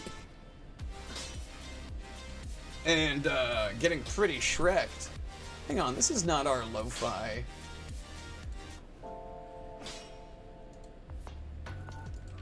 There we go. Oh, let's rearrange these better. We're gonna sell off unnecessary stuff. Again, simply to clear inventory space. You don't need the runes, trust me. You had plenty to use the 5K that we need to use. You guys are good. From our outlook, you have a plus 13 heavy iron ball. You're good to go. Technically, you have Isaac. All you have to do is dodge. Yeah, well, you're dodging. When can I hit this guy? That's where it gets tricky. I don't think we ever beat the Grim Troop, but we also got all the way to the core game final boss, and we couldn't bring ourselves to do it. And we've never made it back to the final boss after that. We is bad. See, Patches Bell Bearing Shop. Yeah, Bearing Shop 2. And we buy, it's just us, his 3 Foul Feet and Margit's Shackle. Hey, what's up, Bun? And alright, that's it. You're good to go. You could go ahead and set up Margit's Shackle. You guys probably figure out what it does, right? Nah, you're fine. That's me, I don't want to kill him. I know, right? Just couldn't bring ourselves to do it. And then we lost the save file. Okay, so we're going to go ahead and two-hand Gambit. Everything we're doing from here on out, we're doing on a timing system that we're very used to. You'll find your own rhythm, get your own flow on how you want to do this. But we like to get right about here, and then Gambit. Get back on Torrent. We don't like to push our luck with flaming ballistae, so we're gonna stick to the right, go around behind pretty much everything, and around and around. Whoop. Whoops. Yeah, you can hop over that. And Gambit leaves, pretty much everyone leaves you alone. Okay. So the way that we like to run this setup, we'll go ahead and refill tears. We used to rest at that grace all the time, but it's not necessary. We are going to make a save in case somehow something goes horribly wrong, which, you know, you never know when something can go wrong. Play some Diablo. Got a new mouse today. Oh, nice. What kind? I mean, it doesn't matter. It's a mouse, but... Oh, okay. So, we're about to fight Margit. Not a lot to explain about this fight. Not like some strategy guides or walkthroughs where they say, I can talk about this fight all day. For this particular run, you can talk about Margit's fight for quite a while. But for this run, the way that we have it set up, Razer Basilisk Hyperspeed wireless mouse. Wireless mice are pretty cool. But this is a scripted fight. The way that we're doing it, this is a scripted fight. And by that I mean, you stay calm, keep your timings relatively solid, and you'll be good to go. So the kind of the tricky part is going to be buffing. Again, you saw us the buff before. It's going to be Flask, Val. Hang on. Flask, Val, Flame, Crag. We're going to do it a lot. You're going to see it a lot during the run. So Flask and Val and Flame and Crag. Get that Margit shackle ready and then run. Give yourself about a second here. Charge R2. Whoa.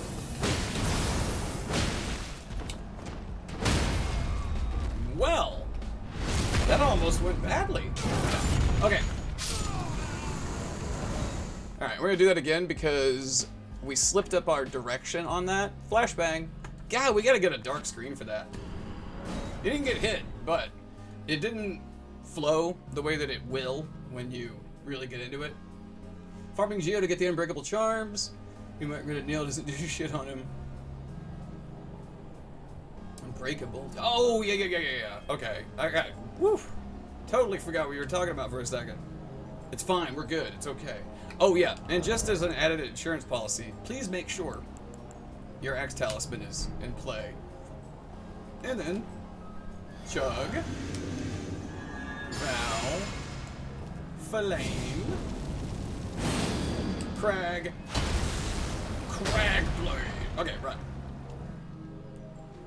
So, run up to him, get to about here, shackle him, charge R2, R2 stagger, give your stamina a little bit, and then R1. And there you go. Are we making that seem simple? It is simple. Is it easy? That'll take... You know, some people they get familiar with it immediately. Oh, here's a little bit of this. But I guarantee, if you run it just the way that we've set everything up till now, once you get the hang of it, like we didn't lock on, but totally feel free to lock on. It's not gonna matter. Charge R2, charge R2, charge R2, riposte, or crit, whatever you want to call it. Because you could, actually, with Margit's, his aggro and, you know, the attacks that he can do and when he can do them, and he actually would be a very extensive. I would love for Geo Eccentric to do a breakdown of how to do that fight. Okay, this is where things could get tricky. Alright, fair warning, the timing on this is really, really precise. So you talk to this jerk and say that you'll use the main gate. And we're actually going to make a save here. And open the gate. Oh, you can get rid of Margit's shackle for now. For now. And we're going to go ahead and refill our Powerade, our blue Powerade, and make a save. For the longest time, we didn't have any issue just running straight through this place, right? And then something happened, and that's usually how it goes. We have a 100% success rate with something, and then something happens to prove that there's no such thing as perfect, 100% perfect. And so then we start trying to think around it. So, what we do is, we gambit, and stick to the right. Now, they are tracking you, but try not to think about that. Stick to the right, right here, jump. Okay, look really, really close. It is really, really close. But, and there are a couple of other methods. You can post up and distract one of the ballista guys, middle guy. Distract him by shooting him in the face. He'll get off his ballista and it messes up their targeting. But we try to keep it simple. There's several things we could do in that spot. So, the jumping we found is pretty reliable. It's jumping right at that rock. When you see us jump, that's a very precise jump. Or, in the same vein, roll in the same spot. I mean, you're fast rolling, good iframes, you will be good to go. You can see, if you run it back in slow-mo, how close that is. But, to be fair, it's pretty much always going to be close there. But, you know, feel free to look up anybody else's strategy, how they would get past that, and you know, something a lot more comfy. Absolutely. Oh, it's about to be daytime. Keep up with the time of open sesame seed bun. Sesame seed bun. Oh. All right, now we're guaranteed some nighttime privacy. We're gonna need it. Oh. Okay, now at this point, we want to go ahead and arm our longbow. Keep that on our back. There we go. Oh, do not step out of this archway. What is that? Do not step out of this archway without Gambit. It's just not fun to find out what happens. We're gonna hug a right. There's going to be Trina's Lily. Now, here's the funny part. Jump behind that. Just run behind these guys. Just don't, like, make out with him or anything, and you'll be good to go. Okay, now these guys, you want to jump up. You want to be at the third from the top. Let's do this again, just for fun. Third from the top. I believe third from the top. Yes, third from the top. Don't make an excessive amount of noise. Once they see you, they start throwing firebombs at you. You'll get the feel of it. Absolutely get the feel of it. Please go for headshots. Now, we decided to test that with fire arrows at one point. Apparently, fire arrows make a lot more noise than their regular counterparts. And they get a little irritated. Okay, so carefully jump up here. Because your next target is right there. We like to go into sight down. The next part's going to be, will take some time to get used to. I don't know, somebody probably has a better strat out for it. But your next target is actually, okay, you can't really see them, but shooting at that band, we're distracting that ballista guy. Once he's off, you run up, lock on.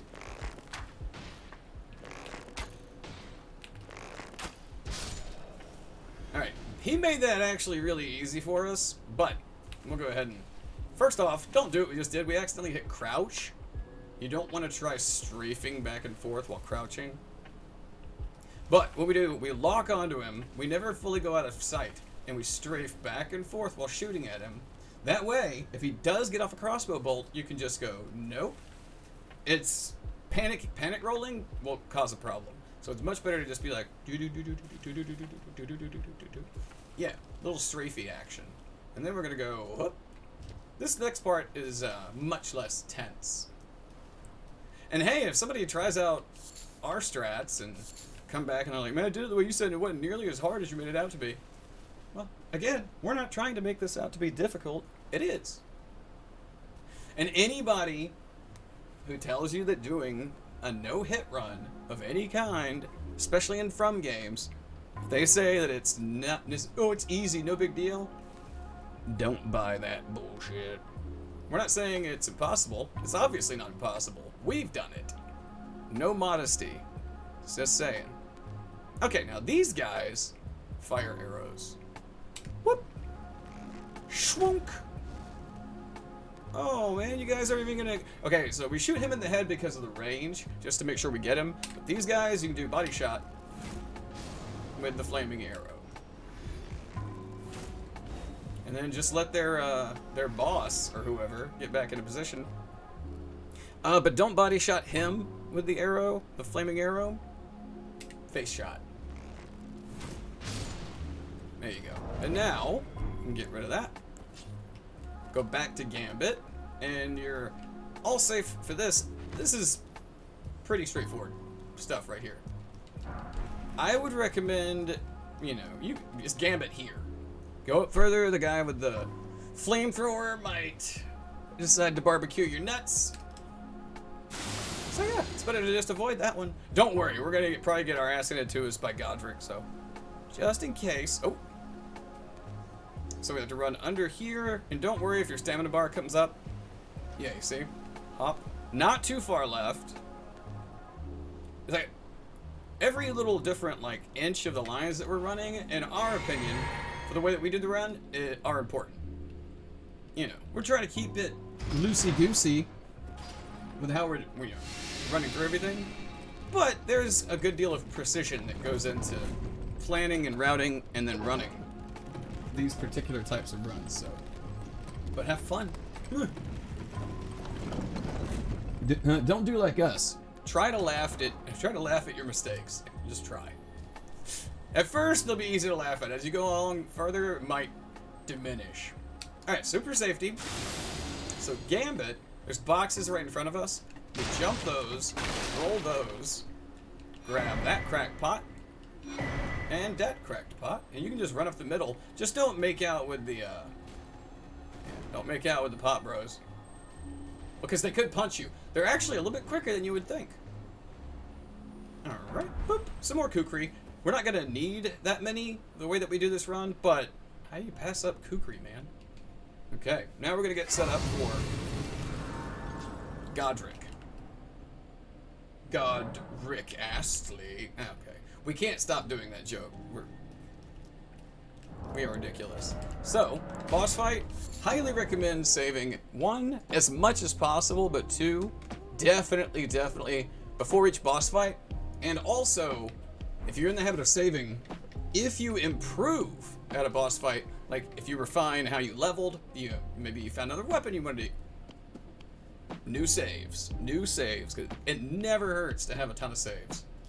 Okay, so we can't guarantee how this fight's gonna go. It could go really smoothly, but what we do, because his walk up is kind of far away, so we flask.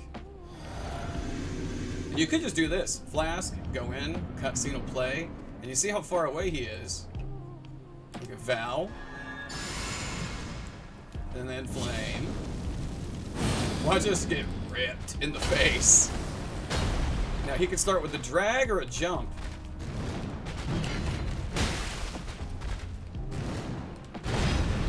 Charge R2. Uh-oh. That is one of the pitfalls of the iron balls.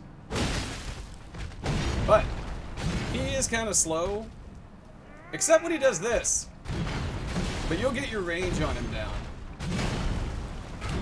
Charge R2. Now he's already going to phase 2, but try to get behind him. Charge R2. Charge R2. Charge R2.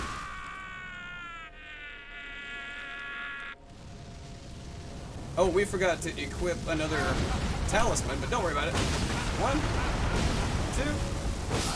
2, 3.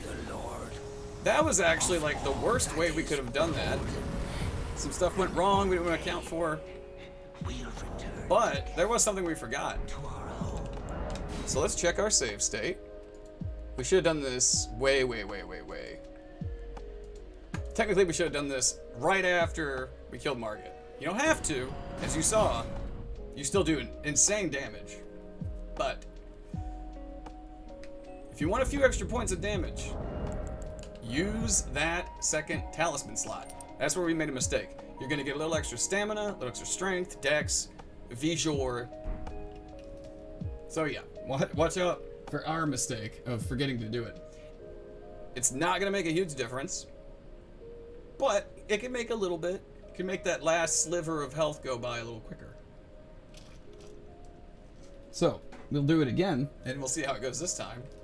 So here's how we normally do it. We usually go flask, vow, then go through the wall. Excuse me. Then flame. Well, kind of, since you can kind of approach. And then crackly. Now let's see how he starts this time. Probably the drag. Oh! 2 slammies in a row. Oh, look at him. He's excited. What's he gonna do? Oh, wow. He doesn't do that one super often. Oh, good. He'll do the slam, and then jump in, the R2, and then charge R2, charge R2, charge R2. Okay, so even if you start phase 2 without hardly any stamina, check it out. You don't need a full bar of stamina to recharge, and then charge R2, charge R2. Now, we did get fortunate when we did that jumping attack on him, and it hit twice. Because your jumping R2 has a possibility of, on bigger targets, double tapping on the way down. It's pretty cool. But I would say don't bet on it happening. It's cool if it does, but you'll get a little taste of that when we get up to Godfrey. That's definitely going to be some do-overs on our part. Alright, we got Godrick's Great Rune and his Remembrance. So, we're going to Limgrave Tower Bridge.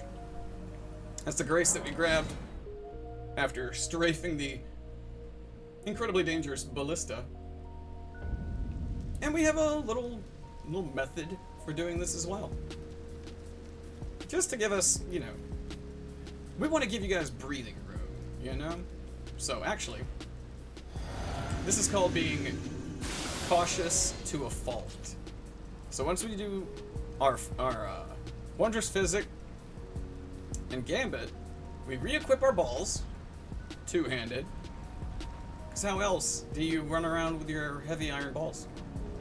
See that guy right there? Huh, yeah. Our stamina is not triggered. That's weird. I wonder where this... Oh, there it is! That's what we Gambit. We found out that you can get a free sprint almost all the way through the area, as opposed to having to manage your stamina.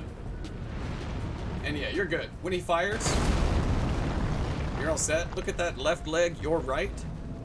Get up on him, and then charge R2. Charge R2. There you go.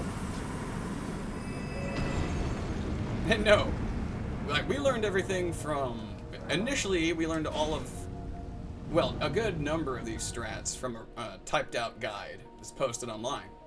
And then our buddy Nathan, who got this run way before we did, was always giving us little tips and like working stuff out in his own time to try to help us out. Anyway, him more to thank more than like any other runner. But that we will notate it in the comments below. Make sure we post a link.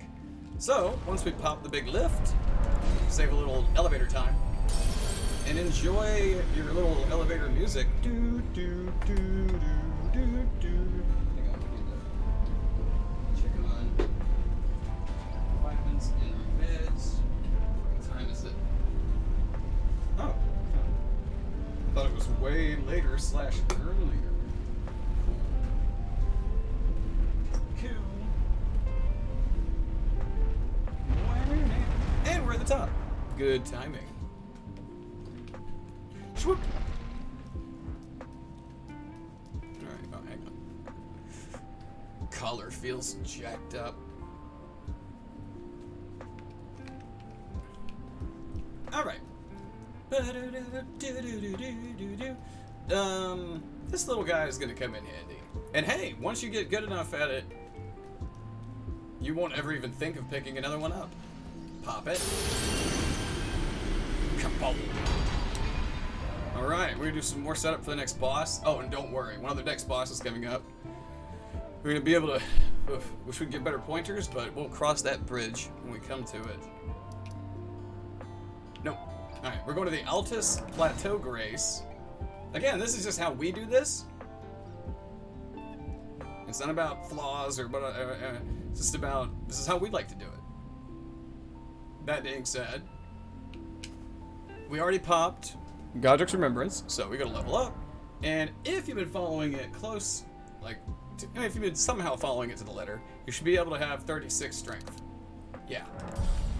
And then, equip Godrick's Great Rune. And then, pop it. Wait for it. Nice. Alright. We are gonna go get us a fun little talisman. Ooh, free runes. Grab them if you want. The little 200s aren't crazy important. Alright, so we cut around inside and a little zigzag. The demi-humans shouldn't pose too much of an issue. And then we need to hop down the stairs. Our aim was bad. We wanted to land in the staircase, but you'll be fine if you don't. Because as you can see, they can know you're here, but unless you actively lead them straight down into the stairs, you're pretty in the clear. Okay, we're good on these. Alright. So, we're going to do the buffing again. Flask. And Val. And a Fillet. And Crag. Cragblade. Kraglin. Alright, run up on Gillica here. Charge R2. Give her a second. Okay. Charge R2. Charge R2. Now, we said give her a second because that first charged R2 is a freebie if you run straight up to her. But there's sometimes you might go ahead and initiate the follow-up and she'll jump backwards. When she jumps backwards, you'll totally whiff and it'll blow like half or more of your stamina, and that sucks. So, you see us equipping the bow already. Everything for a reason. But we are two-handing. Look at this thing, though. Ritual Sword Talisman. That's going to come in super handy very shortly. Okay, from here, we're going back down Saints Bridge. The Saints Bridge. Do-do-do. Do-do-do. Okay, so again, this is another thing personalized to us. We never saw anybody buy them or even pick them up, but we get them and we use them. So, not necessary to the run in the least, just one of the little things that we do. Ah, get off! Should run the poor guy down. We talked to him earlier, remember? We buy his 3 pickled turtlenecks, and we like to, yet again, put them shortcut. And then, you know, if you're in a hurry, just quick travel back. I wouldn't say it's fast travel, but quick travel. Oh, time to drop our cup. Okay, so head west from that grace and just look for your hop up. Look for the hop up. And then back around to the east. Cardinal directions aren't super useful at the point. You can see where you're going. We have faith in you. 1,000,000%. Okay, again, safety precautions. And please do not dismount close to the cliff edge. Don't be like us. So the gambit is just that, a gambit. And also nighttime does not hurt to not being spotted. Wherever the tentacles are flopping out of, that's the front. Just remember that. Alright. Remember that fun little talisman that we just were talking about? We can go ahead and equip it. So now we're doing a solid amount more damage. Because we're at full health. Like, I mean, substantially more. And it'll get more and more. Anywho's, okay, excuse me. Alright, from in here, it looks kind of scary, but to be fair, you can literally drop the whole way down and just take a little bit of damage. Only on that one. Please, we have very explicit instructions on the next one. So, keep going forward toward this open lit area. Regular R1. You don't have to do Mighty Shot or anything like that. Okay, so for this one, here, you can roll up to that one. And you don't have to hit all those. You can just go to this one. Boop. And you're good to go. And then just careful. And up the tunnel. But don't just sprint in. We've done this. And then shoot. Sorry, puppy dogs. Sorry. Sorry. We just stay crouched. Quick shot, quick shot. Now this is where it can get a little tricky. It's a little dark in here, right? It's alright. You'll get the feel of it. If we can see to do this, you guys can absolutely see to do it. You got it. And you can just turn your brightness up. But this little tunnel is going to open up. You can lock on because you can't see. And there's 2. Right, left. Don't go left. Don't go left. Alright. Here's where we get a little bit more precise. Be careful. Like, start working on getting your lineup to be right about here. You'll know that you're in a pretty good spot when you shoot like this and you hit it. If you're hitting the rock next to it, then just, you know, adjust your feet, try to get yourself in a more comfy spot. So from here, we are doing Mighty Shot on 1, 2,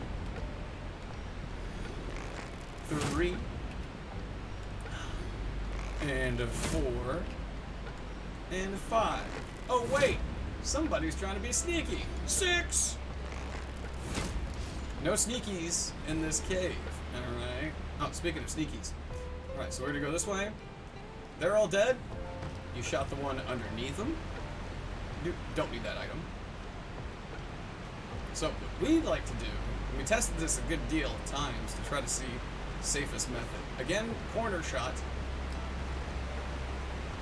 R1, L1, L2. If you can see one of its eyes, you're golden. There you go. Okay, this is where it can be a little tricky. It's weird, alright?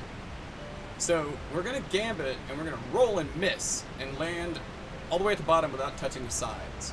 For some reason, if you tap the side, or at least that's our experience many times testing it, watch it just be completely different for everybody else.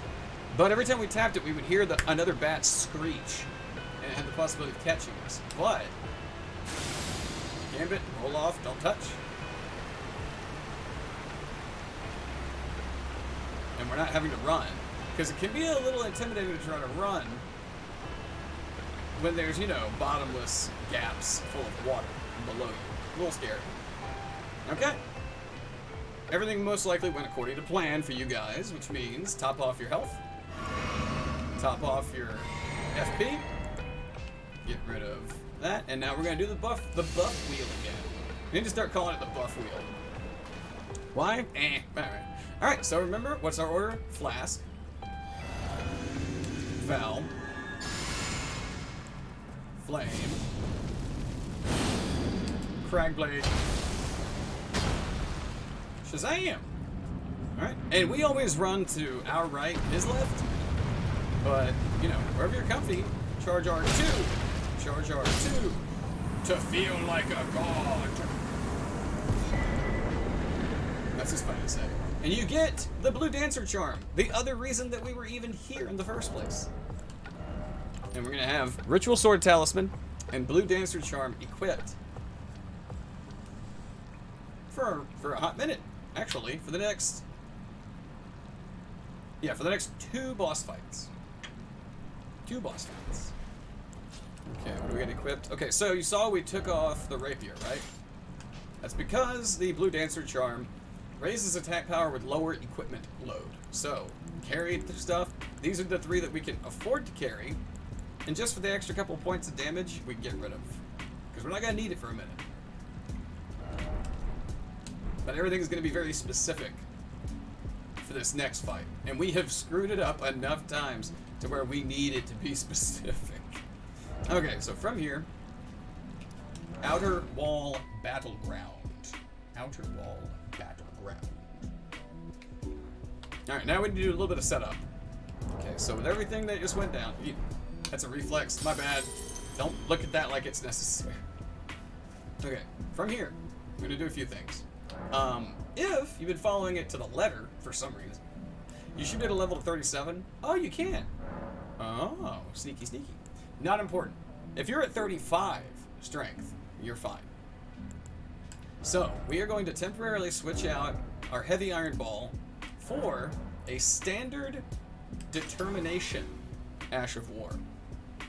That'll make a lot more sense here in a minute. We'll explain. And late night. Let's just go ahead and pass the time to nightfall again. You know our obsession with nightfall. Okay, we'll have a minute to set up. Before the boss fight, we'll be able to. But it's,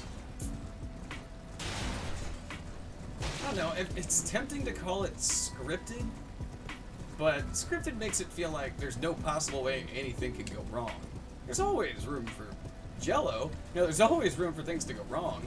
So, we jump between these 2 tombstones? Yeah. Stay on a pretty tight line. Just go straight. You're heading about east-ish. Notice it's not dead on the E. It's ish. Don't worry about the big boy over there with his gigantic great bow. Don't worry, he's fine. As long as you keep a good pace, don't pause to admire his essentially tree trunks he's shooting at you off of a great bow. If you want, you can grab those mushies, but at this point, you probably have enough, at least enough to not waste a couple extra seconds on that. The reason why we say waste is this guy that you saw shooting up there can be a little picky at times.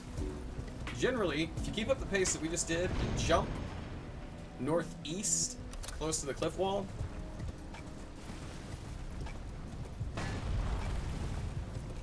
yeah, now he's not facing us. This dude has tracking that you would not believe, to where he'll track you through the mountain sometimes.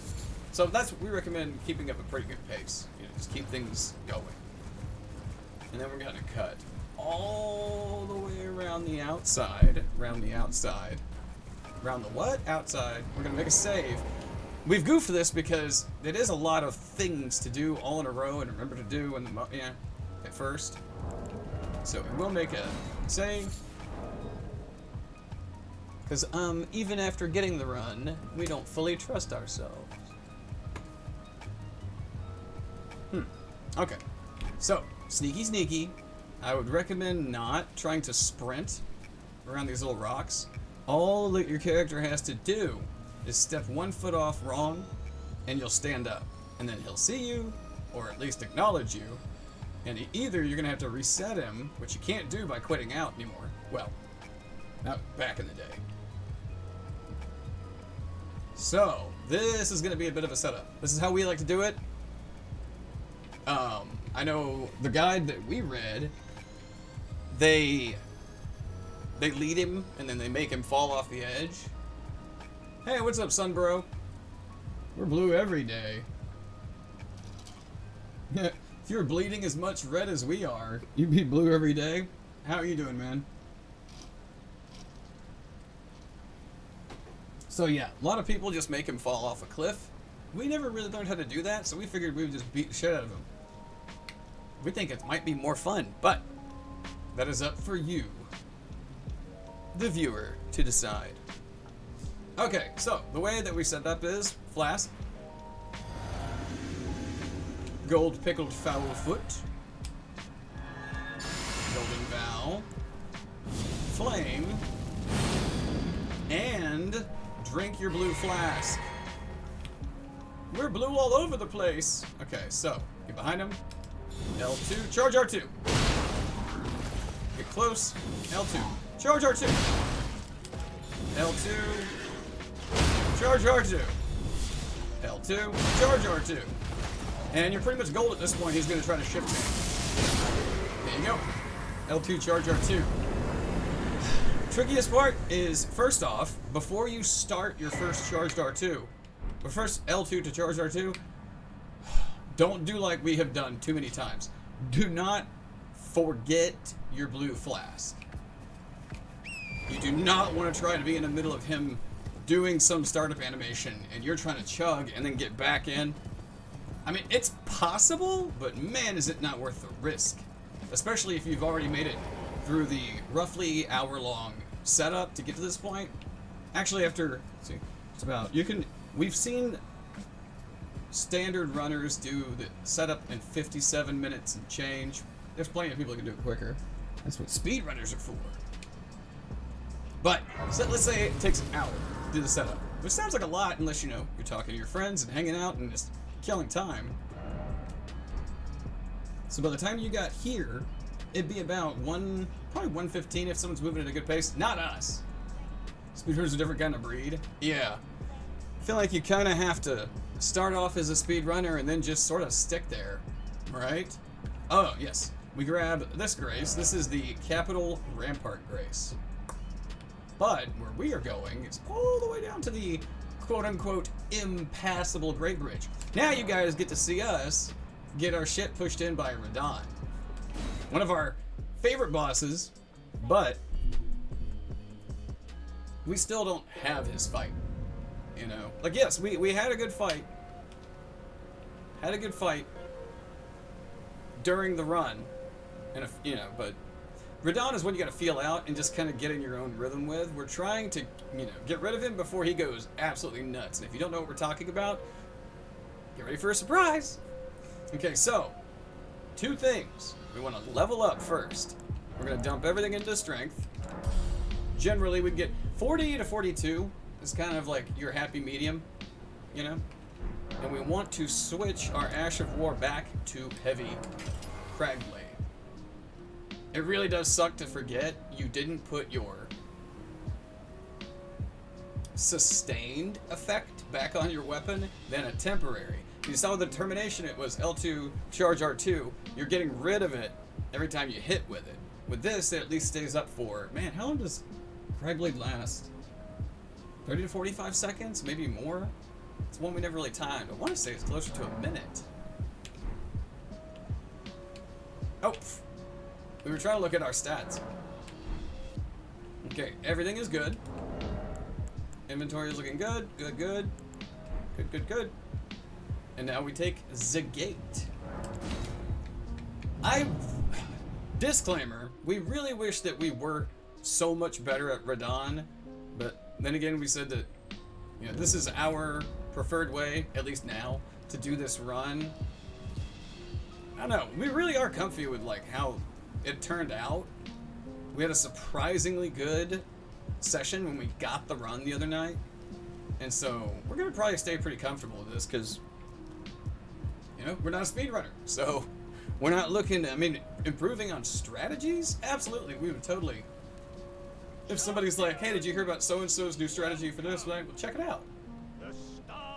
We thoroughly endorse going through as many different outlets as possible to just learn strats from everywhere.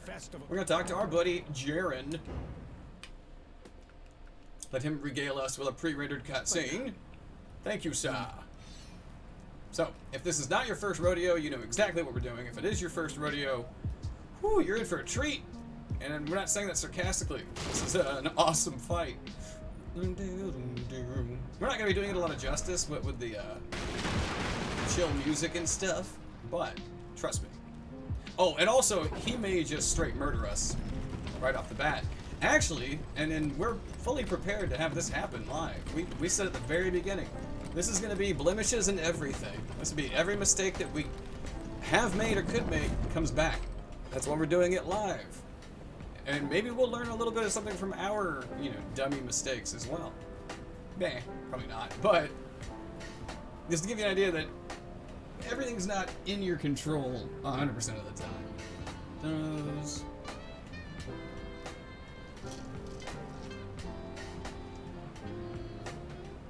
Well, you just compare Domino's and Pizza Hut to actual pizza. That's where you went wrong. If you're comparing Domino's or Pizza Hut to actual pizza, and I'm about to say, you can't put Papa John's even near those two. Yes, maybe if Domino's or Pizza Hut has a deal or something, but you better be broke, because Papa John's wins for us hands down every time. Let me translate. Buffalo chicken pizza. And bottom tier means it sucks. Alright, we're gonna make a save. Excuse us. Okay, this one's gonna be a little tricky to try to narrate because we still, personally, have to focus extra hard on this fight. So you got 2 options when starting. You can be running straight toward the camera when it starts and dodge one of Radahn's arrows. Or you can get comfortable with saddling up and riding straight toward the screen. Immediately call Torrent and ride straight toward the screen. I know, it's a little spooky. But there are plenty of runners out there that are it's a way to control his arrow shots. And I'm not just talking about the gravity harpoons hitting you in the face. I'm also talking about arrow rain, arrow shotgun, all that craziness. So, this just makes us feel slightly more in control. So, Jesus. I guess our throat is still messed up from the marathon. Okay, so how we set this up is we're gonna go flask, chicken foot, stamina, golden vow, and then you're gonna see us run off, and we're gonna set everything else up in an order. We're not great at multitasking right now, but so we go flask, chicken foot, stamina, and then we're gonna go vow. Alright, let's see what he does. Okay, so we're not sprinting constantly, and then we're gonna cut right. We're gonna get up here, and then flame, and crag blade. And let's see what he does.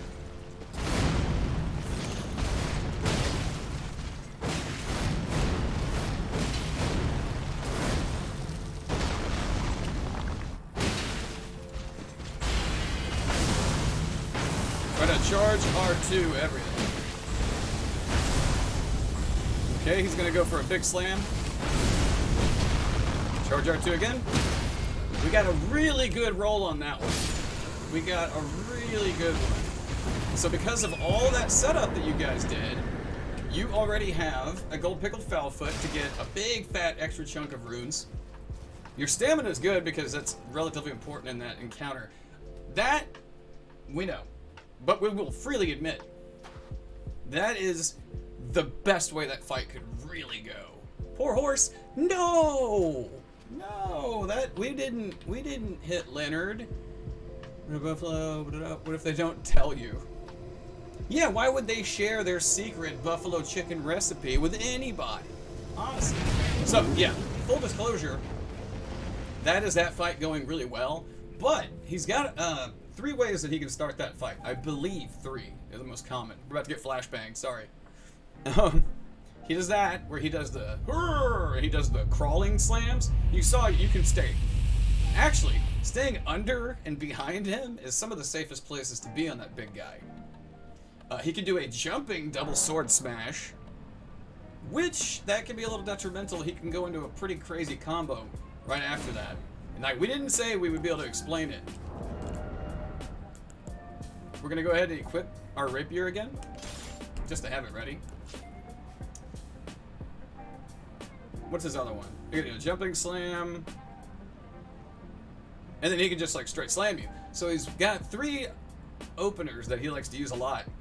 If you really watch and try to emulate exactly how we buffed, rode, jumped off, and where we jumped and buffed, a buddy of ours figured out that there's actually a higher percentage probability of him doing the roar and the slammy crawls.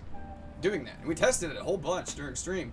And to be fair, more often than not, from what we recorded, he would do it. It's not 100% foolproof, but we highly recommend, though, if you're going to use our build, our setup the way that we're doing it, to just fight Radahn over and over. Because what will happen is you'll start to kind of get a click for how each one of his openers is going to set you up for the fight. And watch your stamina. It takes way more stamina than you would think just to two-hand some balls. We can hear the joke coming every time, and yet our brain still doesn't get it. Okay, no need to talk to anybody, but you do need to activate this so you can get out of here. So, first things first. We have forgotten this so many times, and it's embarrassing. We go back to round table. God, we've forgotten this all the way up until the boss after next. Leonard! So, once Radahn is dead, go speaketh to Inya, the finger grandma. Keep talking to her until blam! 3rd talisman pouch. And we personally, anticipating the next fight, use the axe talisman for now. If you want more stamina for any reason, you shouldn't need to worry about HP because, hey, you're not supposed to be getting hit. You know what I'm saying? No, I'm kidding. But, but really, you're not supposed to be getting hit, to be fair. Now, if you follow our guide, you're going to get hit. Technically, if you even attempt a no-hit run, you're going to get hit. Just saying. And then eventually, you won't. You'll get hit less, and you'll get hit less and less, and more and less, and less. And you could Don't worry about leveling up right now. You don't need to at the moment. We can just run through and do the collection stuff. Before we go though, let's make sure that we have Kukri. This is just setting ourselves up for later. And Margit's shackle. Oh. Okay, so we're going back to the capital ramparts, right? Yeah, capital rampart. So we went back to Round Table. We got our third talisman pouch, and now we're going back to the capital rampart because the golden gate that was up earlier is now gone. What time of day is it? Nighttime. Okay. Good. That means we don't need to make any unscheduled stops along the way. This is very linear, straightforward. Now you can use elevators to pop runes and stuff. Dat crack dough. Are you staring at my crack? I don't think anybody needs to be staring at my crack. How about new? I don't think he thinks so either. Dat crack dough. Again, this is all very straightforward. It's going to stop being straightforward in a second. But we spent quite a few attempts going an alternate route, and it was so inconsistent with getting hit that we switched it to what we do now and feel much more comfortable with the results. Now, watch us get hit. That would actually be hilarious. Move your neck. Wait a minute, did our neck crack? Huh? Did our neck crack? Hang on a second. I can't think about it right now. My brain. Okay. Again, all of our timings, even if it's not precise, it makes us feel precise. So we gambit here. And again, nighttime. Nighttime just, I feel like it helps. And then block down. Oh, don't jump off.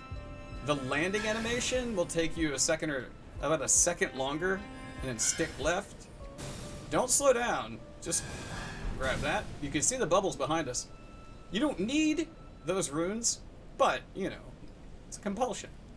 We're gonna drop off. We're gonna roll here on those stairs. And whoop. Now, if you fall off here for any reason, you can totally get it back. You'll be fine, as long as you keep moving. But I trust you guys are not gonna fall off. Hoya! Boop! I don't have a boop button. All I got's that. Man, well, what would a boop button sound like? Boop! I was watching something on Hulu the other day, and a police car was going by, and in the closed captioning for the police car said, "Siren bloops." So really? That's what the captions call the sound effect as well? Siren bloops. Nice. Okay, so that's a Crucible Knight. We don't want to meet with them right now. So, double indemnity.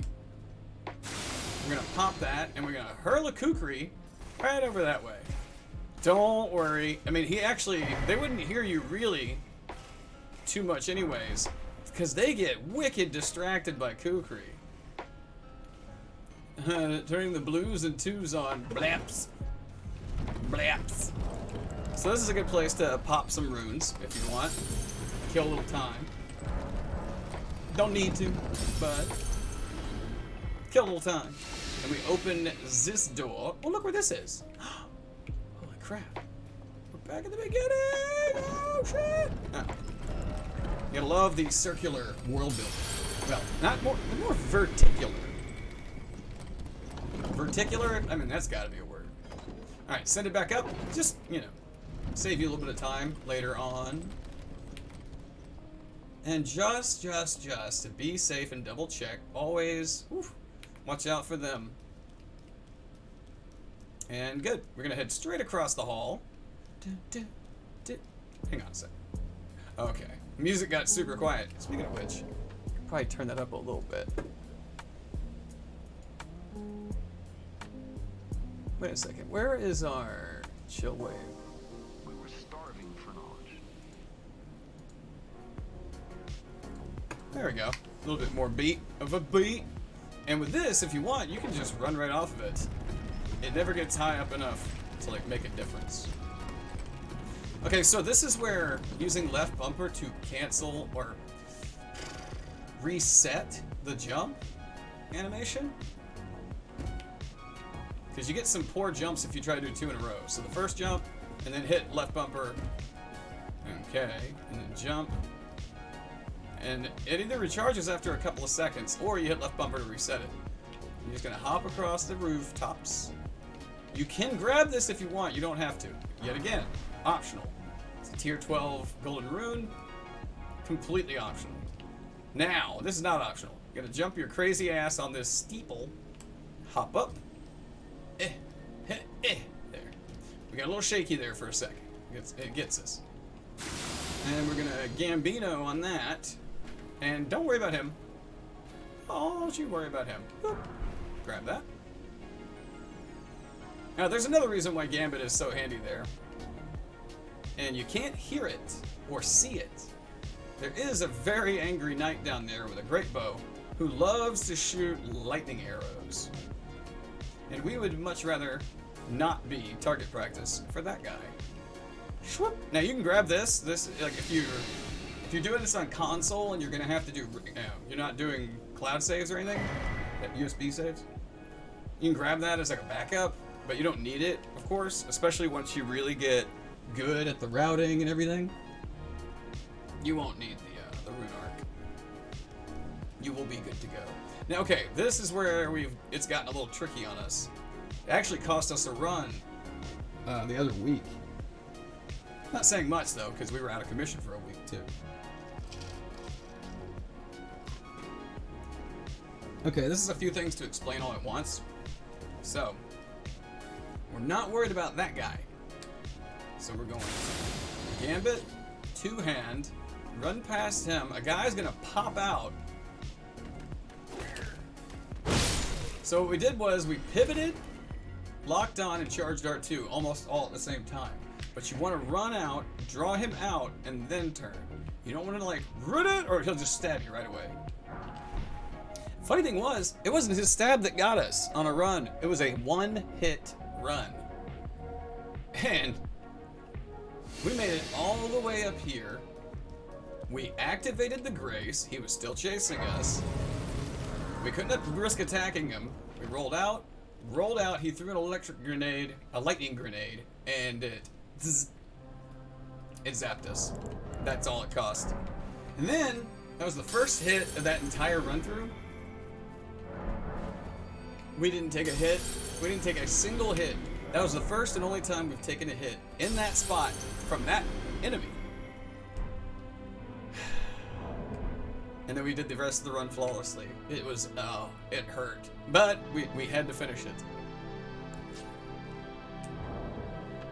Hang on a second. A little bit too, Kretch milks. Cool. It's a little more vibe. Alright, so now we're gonna level up. And we should be able to go to... Oh, yeah. Sorry.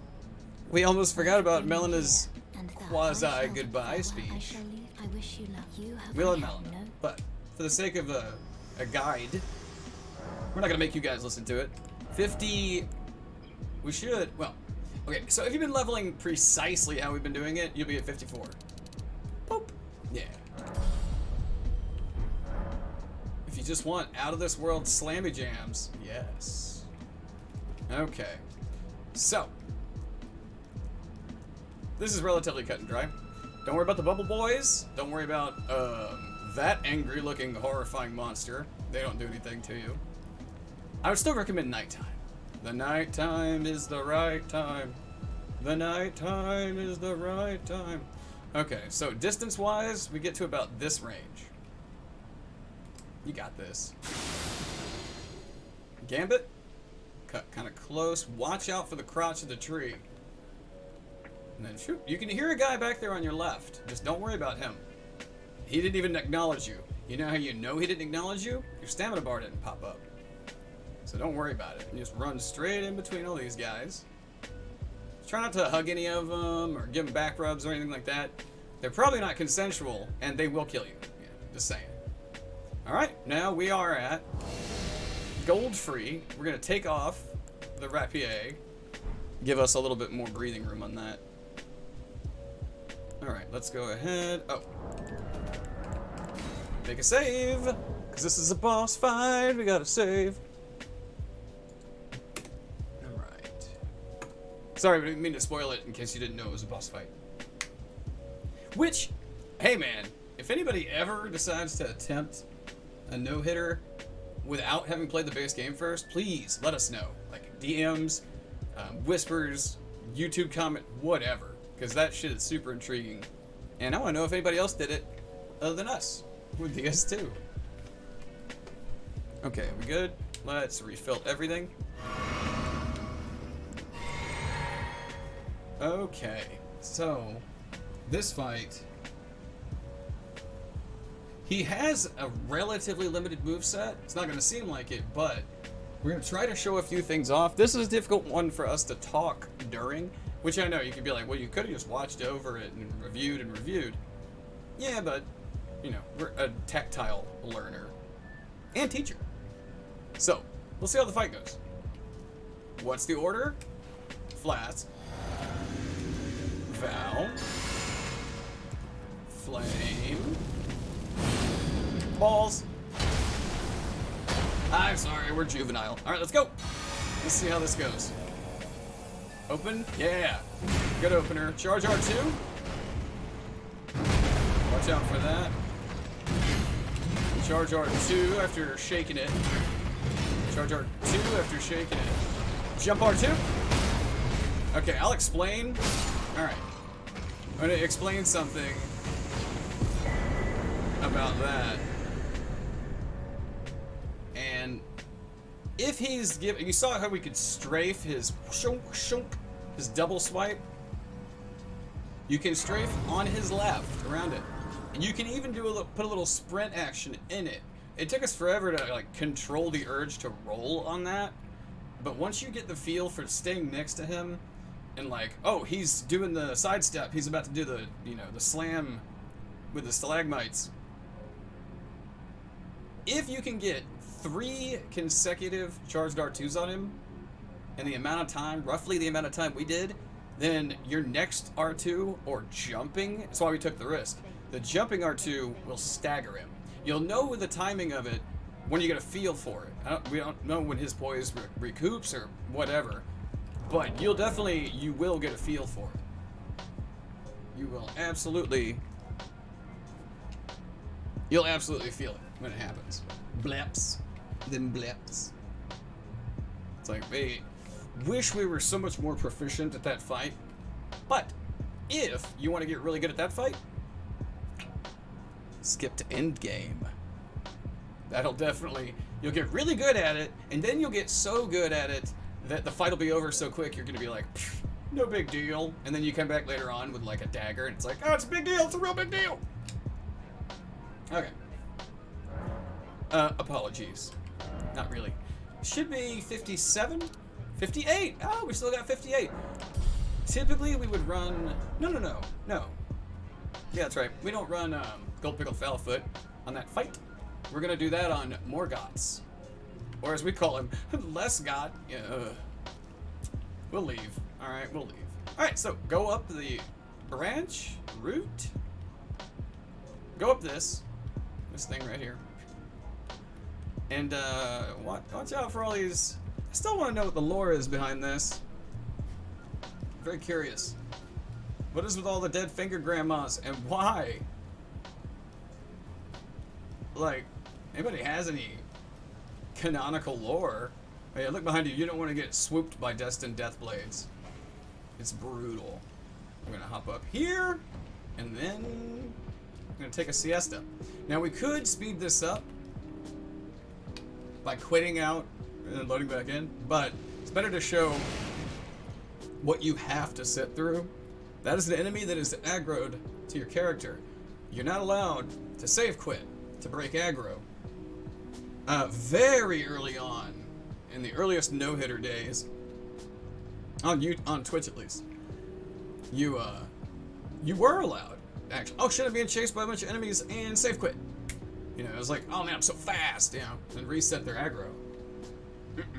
It definitely trivializes lots of aspects of the different runs, so none of that, but it's fine. Just wait back here, wait for her to lose interest, And yes, all the Black Knife assassins are women. It's very explicitly stated in the lore. I could see some quasi fucking men's activist groups are like, it's bullshit. Shut the fuck up. Okay, now so you can shoot. You can grab the Grace if you want to. Doesn't matter. Doesn't matter. You don't need it. Not Jason, is he? She. Oh god. Okay. All right, now let's get set up for this next one. This one absolutely makes save 4.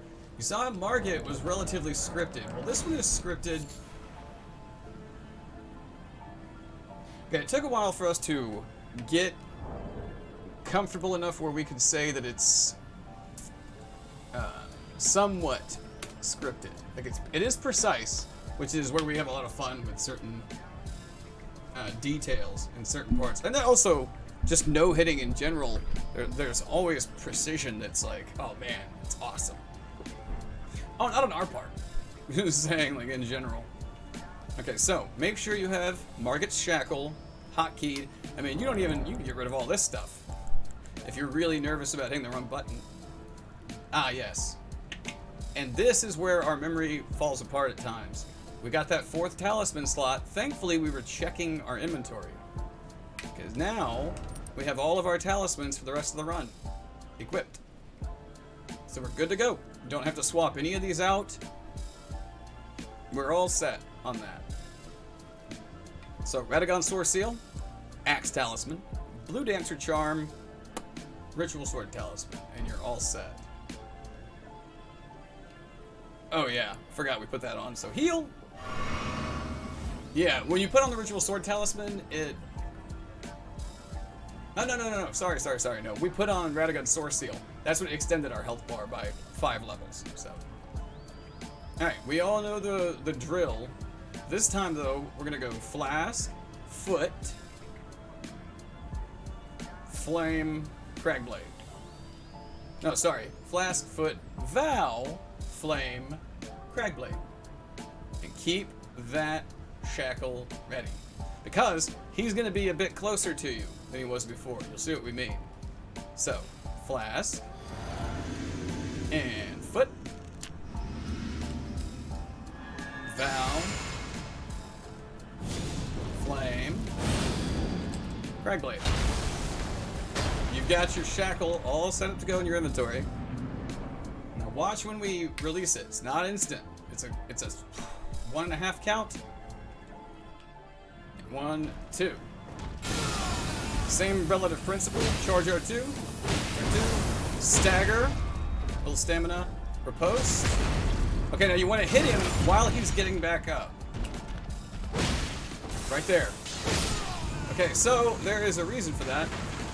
We discovered that this was becoming an issue. It was why sometimes...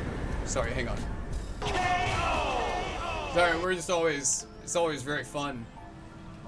And if that looked easy, it's because anybody who puts a lot of work into no-hitting, they make it look easy. Always try to remember, the easier somebody makes something look, the more difficult it most likely was for them to make it look that easy. So if we make it look easy, then you know it's... Jesus. No, wait a minute. We're going back to our original argument. If we can do it, anybody can do it. Will it be easy? No. I mean, maybe. Now, to be able to leave, you need to click on the barbs. I'm not talking about Stranger Things. Barbs. Only downside, if you can kill him that fast, which I have full faith and confidence you guys will definitely kill him that fast. Sometimes he might fall, like, right on the Grace, and you have to do that swapping back and forth thing.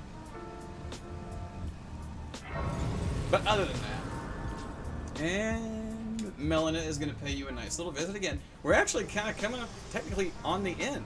We got a relatively lengthy running section, and then it's boss fight, running section, boss fight, boss fight, boss fight. To converse with you. Hang on.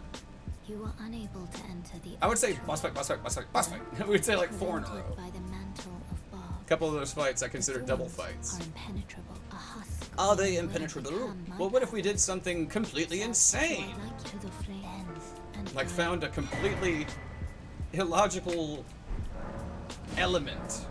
You discovered your own element. Ah, key thing. Don't do what we have done more than once. I know. But remember, in and out of the hospital, we couldn't practice every day, and our memory has just gone downhill. Do not level up. Please. Just please don't level up yet. Unless you know precisely how much to spend to get exactly where you want it to be, just don't level up yet. We have made that mistake. I mean, you could put like 5 levels into something, but there's no need to. Not right now. What is it? It's morning time. Let's actually go ahead and make it, what? Nighttime. The nighttime is the right time. The nighttime. Okay. Alright. From here, we're going back to the ECR, East Capitol Rampart. That is why we opened up that door earlier.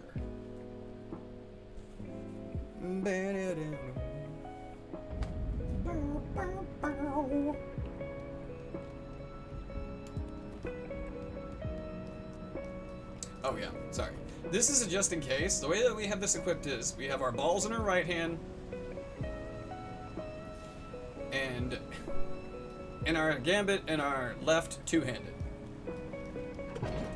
You don't need to worry about sending the elevator back up. It's just more of a reflex at this point. Challenge runner ticks, where you just send it back up. If you're on a console and you're not able to do a cloud save, yeah, always send your elevators back up. Don't worry about him or her. I know that Celurio is a female crucible. Shoot. I still can't get over, like, how do the Crucible Knights fight in the primordial times? Did they look like they do now? Okay, anyway, get caught off on these tangents. So yes, left east to this big old double door. Dumbledore. Schwump. Alright, now depending on what we see when this door opens, it'll dictate what we do next. Okay, he's that close. That's actually good. So you can just wait a sec. Not too long. And there you go. I would say gambit him. Why gambit first? He'll turn around. And then backstab. Back ball. Back to two-hand. At that pace, if you just keep moving. Now, if you're really feeling, like, strained, go ahead and do yourself another one.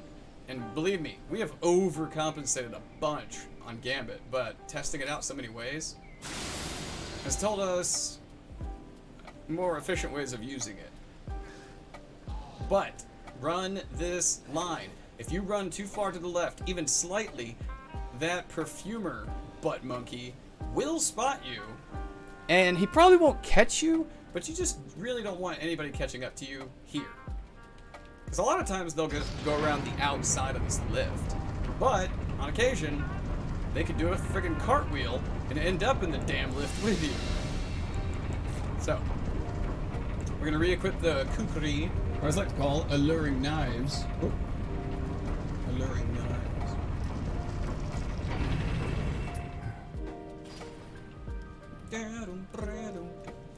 Okay. This will take feeling out, getting a bit used to, but that's why I like nighttime for this. So you see, I'm facing that brazier, so we're going to gambit, fling one. They're gonna be like, what's going on? And once they get just enough out of sight, you'll get a feel for like the speed. You'll be able to do it super quick, guaranteed. Way faster than we do. You just keep your eye on him, pace him, and you're good to go. Especially with Gambit and nighttime, you will be solid. You don't gotta look behind you, but if you want, but you don't have to. But if you want, but you don't have to. But no, I'm kidding. What? Gotta have fun with it. I mean, we have fun with it anyways. We just want to share it. Just want to share it with everybody. Let's see, what do we need equipped?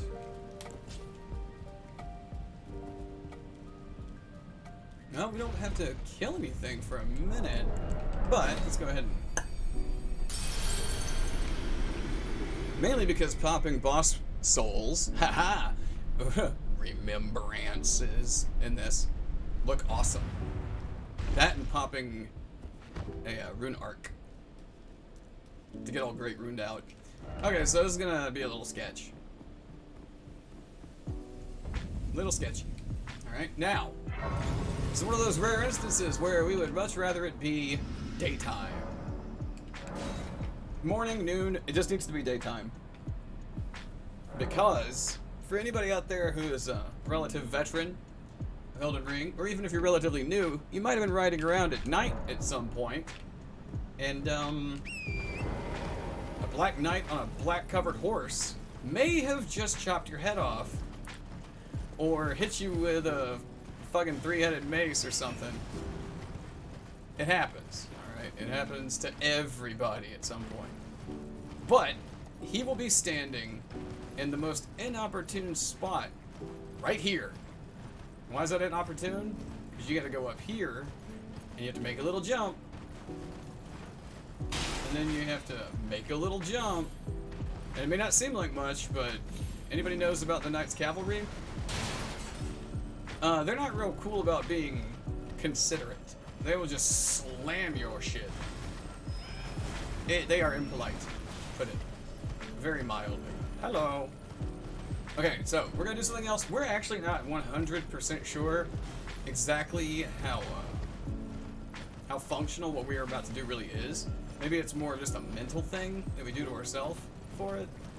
But we're watching for the Stake of America. It'll pop on you before you see it. It'll pop on your bar before you see it down here. So, and this is how we did it during our winning run. We had tested it out a few times. Watch him.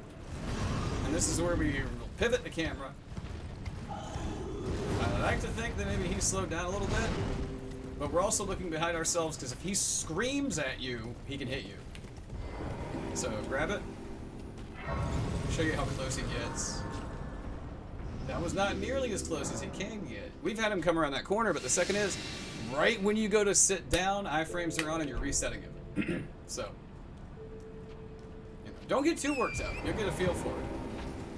I mean, we're always kind of scared of him. That should show you how little of a threat he really is. But we were testing out with, without Gambit, you know, back and forth, and his movement seemed, I don't know, 50-50 on the random side? I don't know. Don't know. We couldn't empirically say whether or not it really has an impact. Because we've had him do all sorts of crazy stuff just to start up his tirade against us. Alright, top of the elevator. Technically making better time on this run than we did on DS1. Okay, so what time is it? Oh wait, we don't have an adventure time button. We'll just pretend when we said what time is it that Finn and Jake were like, adventure! That kind of thing. What time is it? Nighttime. You know, that time that we all love, especially in the winter time. Nightfall. Okay, so we are about to go retrieve a very useful item. So here's how we do it. Not grabbing that. Remember, again, it's a compulsive thing. Setting the button. So from here, if they'll let you off your horse, we gambit, remount. Here, very specific spots. We're avoiding birds. Here, here, this way. Now, if we're gonna go smooth criminal, you've got a lot of grace from the fact that it's nighttime and that you got Assassin's Gambit. What we just did may seem risky, but if you're still in motion, you're good, and they will not follow you down here. Okay, smithing stone, miner's bell bearing, 3. Yes, yes, leveling. Okay, now we're gonna go ahead and go right back to round table because we are itching to spin those runes. Don't you know? And remember, you gotta give them over to, these ladies. Are they alive? Never really... No. Okay. How do you sell me anything? Anyways. Alright, yeah, give her the bellberry. And at this point, if you've been collecting what we were collecting, you will need... Yeah. 12 fives. Oh no, you only needed 10 fives. It's fine, you're not spending too much extra. No, it's fine. We can sell them back. Not turn a real good profit, but it's fine. Our stats are gonna hit where we want them to hit. Within, I would call the 2 to 3 range. And even then, there are people out there that don't level at all. That are amazing. Alright, Hughie. What is up, my huge blacksmith? And pop, beep, pop, boop, beep, port. That right there, the only reason we got that plus 19 was because of that gigantic skull and Caleb that we climbed on earlier to get those double 7s. And that 19, handy. Okay, so let's sell, yeah, the 5s. We'll hang on to the 8. I mean, no big deal, but we'll hang on to it. Oh, do we have anything else we can get rid of? Nope. Cool. Okay, that's all good. So let's actually level up before we leave here. We got a little something to do. Essentially, and this should not be a problem. You want to leave this area with 1,200 runes. So what we would do is we go 60 strength at this point, and then the rest, 60 and 17 is a happy place. 60 and 18, very happy place. 60, 16, totally doable. I mean, lower than that even is doable for your average player. So we'll have 8,100 left over. We're all good. What for? We gotta go pay a visit to an old friend. Now, some people want to talk about obsessive compulsive issues. Yes, we could have bought the crafting kit from the Twin Maiden Husks for 500. Or we come visit our buddy, Kale, for 300, and we're gonna buy some pots. Some pots. And there we go. Now we have the 6 crack pots. Yeah. So we're gonna craft, boom, 6. Oh, keep forgetting. And then we're gonna put these little pots right here next to our flask of cerulean tears. Most of our inventory is set up for the next fight. Now, are we set up for the next fight? Oh man, it'd be really cool if we were. How awesome would that be? Okay. Alright, we're going back to the mountaintops. Oh, we can just do this. Zamor Ruins. Zamor? Zamor? I don't know if anyone in the game has ever actually said Zamor. Still nighttime. Cool. We're gonna take some precautions though. Mainly because of friggin' birds. Friggin' birds. Go around this way. This is usually our point of no return. I mean, you could totally ride through here, no gambit, and birds never spot you. It can happen. Or, they spot you, they're super fast, they dive bomb you from behind, and it sucks. Just saying. It's, not cool. So when it comes to all these ladies having their little potluck, I like to hop off right around here, kind of around that thatch of grass. And I stick a little to the left. Remember, it's nighttime, and that's the right time. And our fire prelate buddy over there, if it was daytime, even with Gambit, there's a possibility he shoots a gigantic fireball literally up your ass. There's no other way that I can... Okay, we're gonna hop off here. We're gonna Gambit again. Again, this is over safety. Over safety. So, don't worry about us.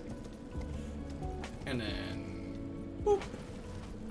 So this will time out. If you Gambited on the same line that we did at the same time, he'll get all the way up to where he'll just have to react normally.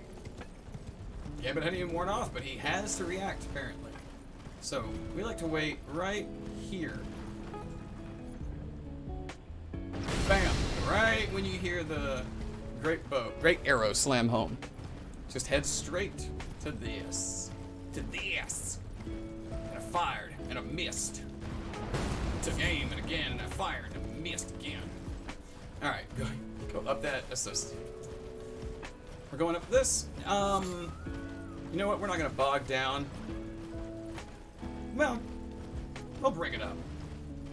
So this next segment, there is one. Hey, what's up, Austin? There's one part coming up that some people think is riskier. I feel like the way that we do it, and the way anybody else does anything else, it's only risky if you don't practice it enough. You know?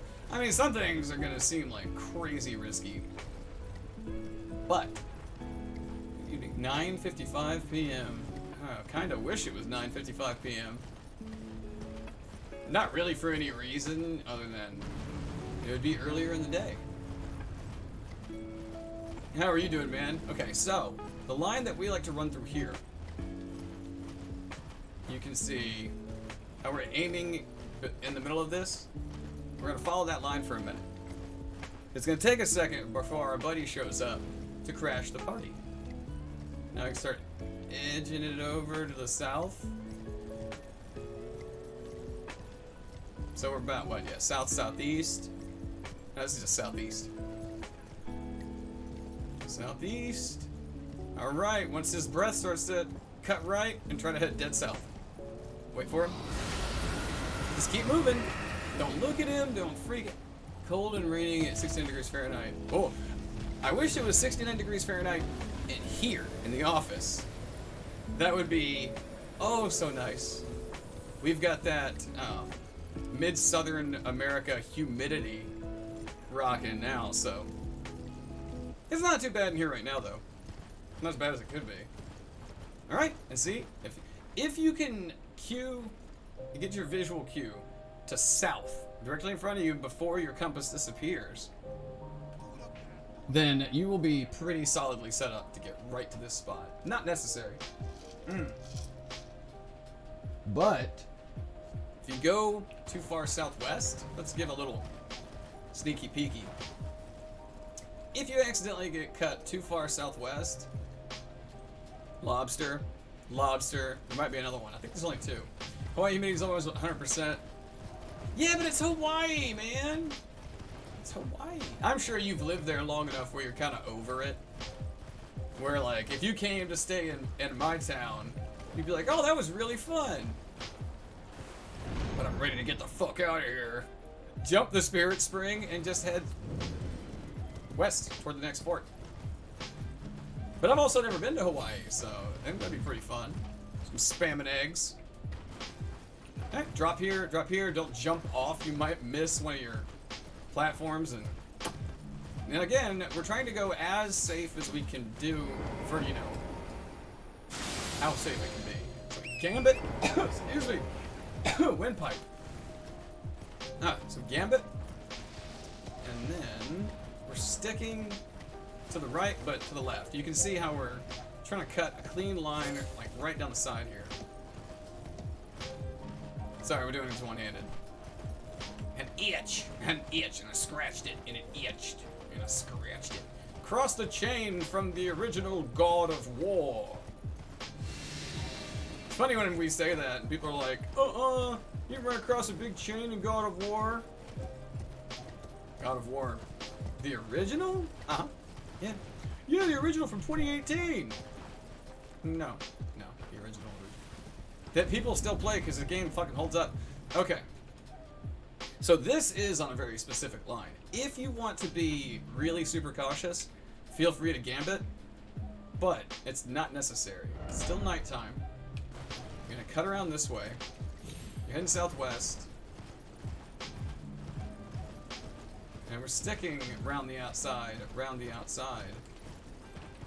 Oh, for a reason. We got finger creepers, or as I like to call them, fuck off! We're going to Volcano Manor. Volcano Manor, huh? Where? No, we're doing a guide for a no-hit.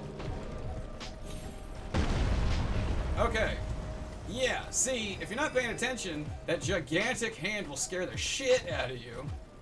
But you can see how we just cut around it. Sticking left. And you don't have to stick to the wall of the mountain.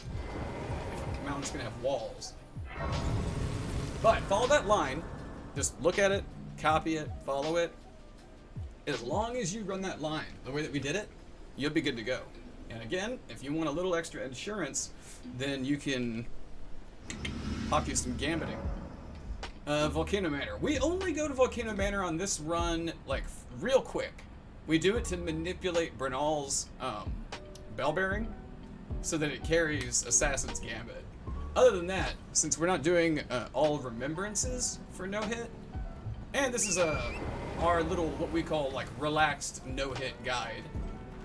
Speaking of which, we're gonna go south-southwest, and then pop a jump.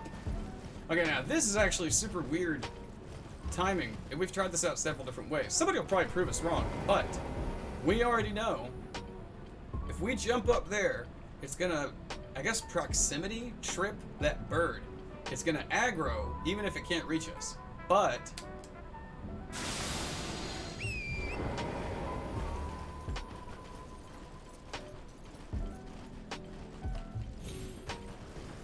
if you gambit before, nothing. And which is good because there's another fucking bird right there. And those guys are grossly unpleasant. Stop it. Alright, and this is someone's head, dude. Like, dude, it's huge. Huge. Alright.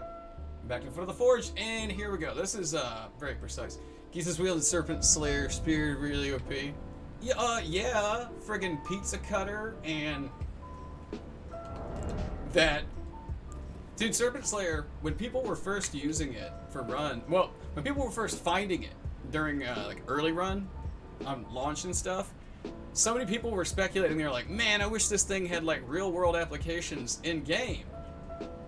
And we kept thinking, well, Storm Ruler does. Like, it doesn't do what it's supposed to do during the fight out in the open, but you can level up Storm Ruler. And of course, you can level up Serpent Slayer to +10, and it has no stat requirements, and it hits like a truck. Like, even just doing it for an RL1 run, it is still a beast of a weapon. Great. Okay, so we're batting like, you know, 500-600 on Fire Giant, which is good. The more an enemy, like, you know, ices us out, giggity, then the better, you know, example. Speed rating in early game to be OP. Oh, no doubt. The way that we like, well, it is technically more OP than one of our favorite weapons. I mean, pound for pound, yes. But we like to try to move quickly, getting the Grafted Blade Greatsword. I'm a big fan of that thing. My god, we almost didn't make a save here. Hang on, I'm not feeling this this tune. Not feeling that tune right now. Oh, because it was damn sour. Okay.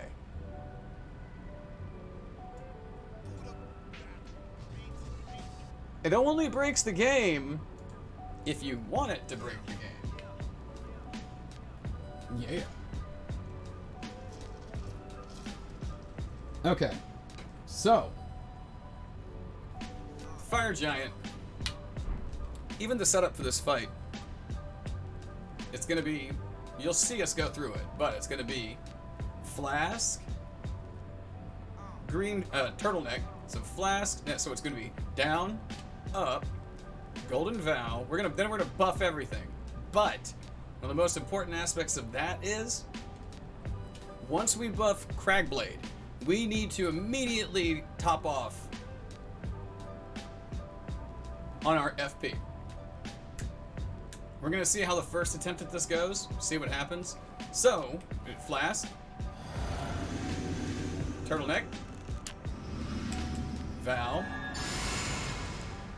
Flame,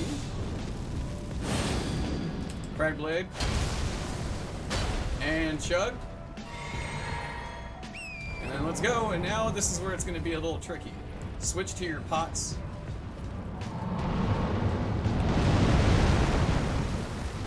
See what he does.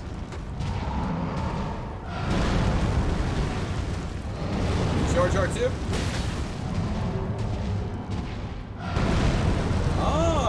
getting sneaky. Let him put his foot back.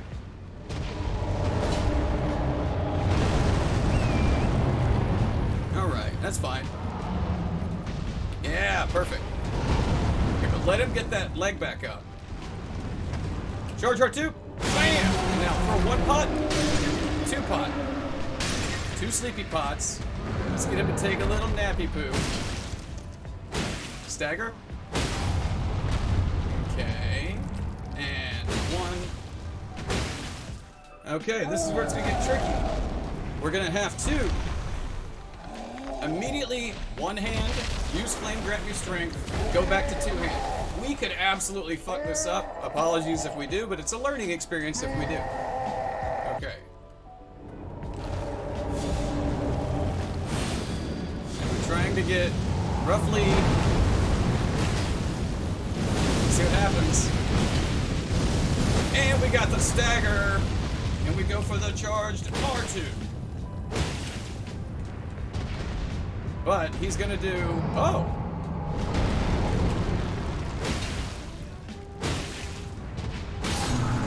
Okay. Okay.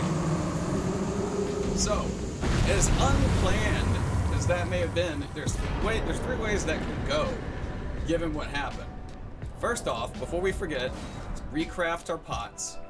Go ahead, put our Crimson Tears back on. Okay, so, going into phase 2. First off, we got very fortunate. We measured our distance properly. When he put his right hand down, we got all 4 charged R2s. That 4th charged R2. Phase 1 is break the leg, stagger the leg, and then phase transition. Then we buff flame, pop, we put flame, we go back to 2 hand, and we try to get, the thing that we still haven't gotten like cemented in our brain is exactly where his hand comes down. Because you know, we're having to watch tufts of grass coming out of snow. So, it'll take a few. But once you get it, like, so, we got the stagger. Well, the thing was, we weren't getting the crits to his face. So you have 2 options. You can go for the charged R2s to his face, or you can try to go down to the eyeball in his chest. Either way, if you don't kill him with the charged R2s to the face, you saw us going up toward his body, toward his legs. He could do a couple things, but if you want to try and bait him, a lot of times he does the big, crazy, shooting, exploding fire shit out of his stomach. If he does that, you're gold. All you have to do is stand by his leg and charge R2 once, maybe twice, and he'll fall out. And if you do that, if you're under his body when you stagger his leg like that, he will basically land with the eyeball like right next to you. And if you can get crits on that eyeball, do it, man. Better to make his hand aim to a place you want it to land. Well, that was his phase transition. So that's why it's so ideal, is his hand coming down then, it always comes down in the exact same spot on phase transition. So every time you come out of that cutscene, everybody gets put back in like a designated spot. So you can actually plan on where to be so that you're like, ideally, you're swinging your weapon as his hand hits the ground, and you get all 4 clean shots, and you just drop him. But sometimes things can go wrong. If you could only, for example, if you only get 3 charged attacks and he stands up, then one of the best things you could do is watch him while going towards him. If he decided to drop the elbow, roll to the left. If he decides to do stomach explodies, get right up on him and charge R2s until he goes into a stagger. Usually, and this has been 99% of us testing, if you got 3 charged R2s to his hand with Flame Grant Me Strength, then the 4th hit to his body will stagger him. I mean, at least for us.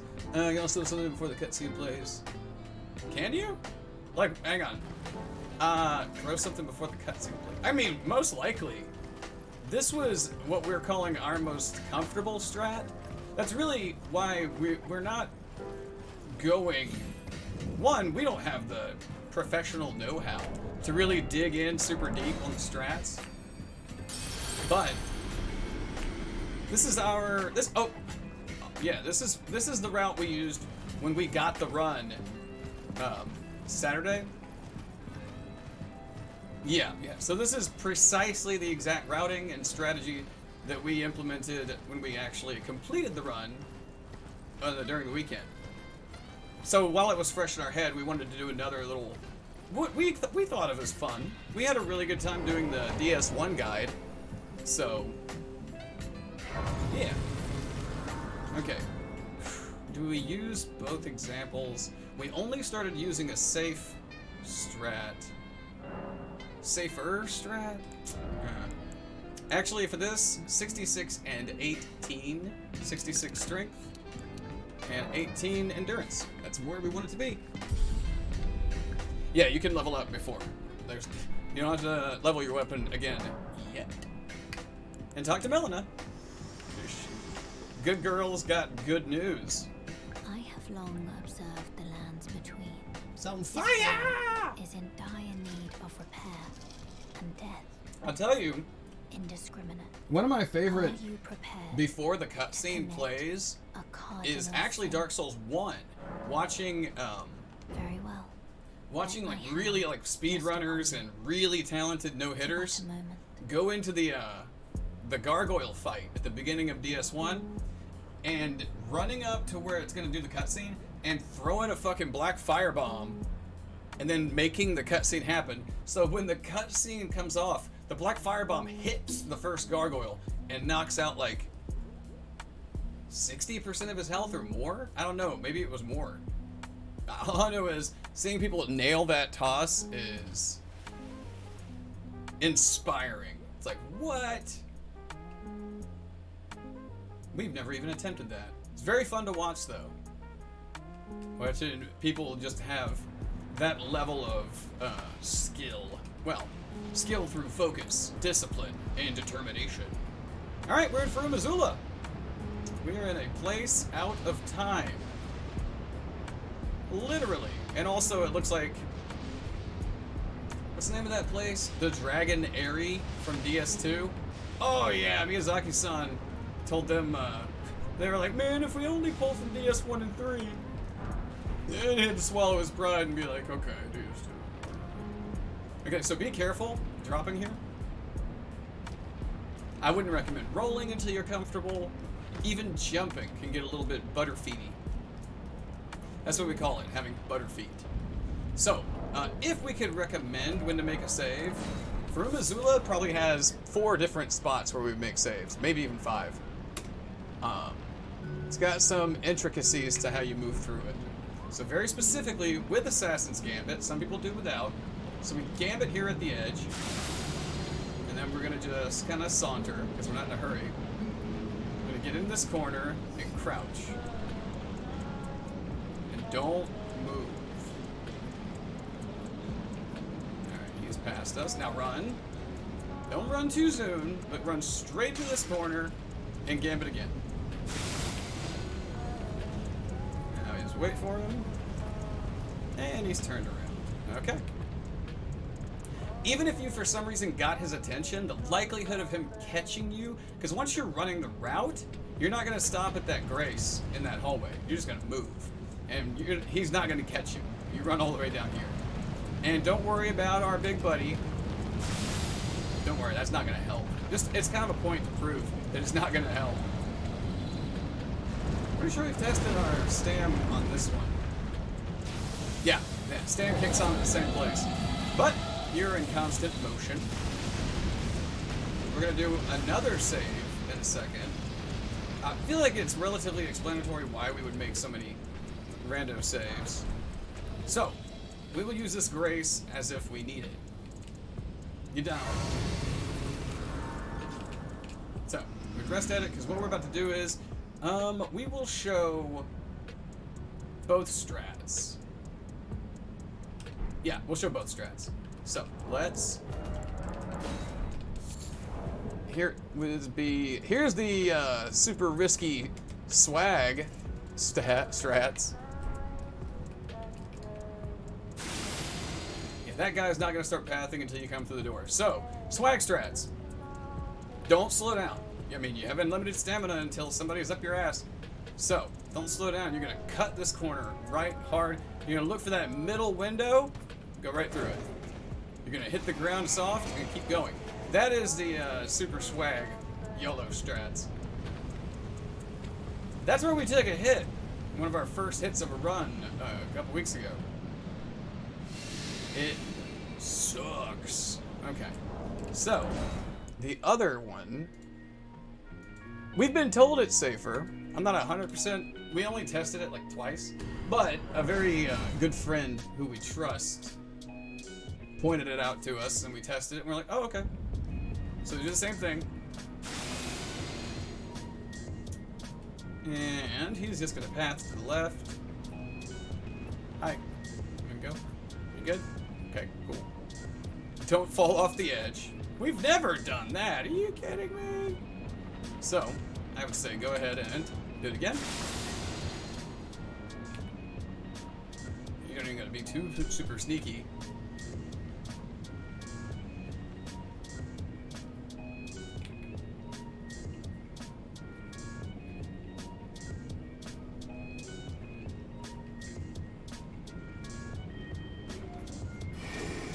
And there you go.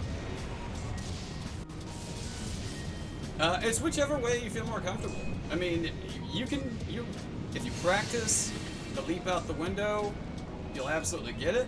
If you want to play it safer, like maybe you're doing a series run or something like that, and you just want to be a safety Susan, then be a safety Susan, man. I'd rather be a safety Susan than Debbie Downer.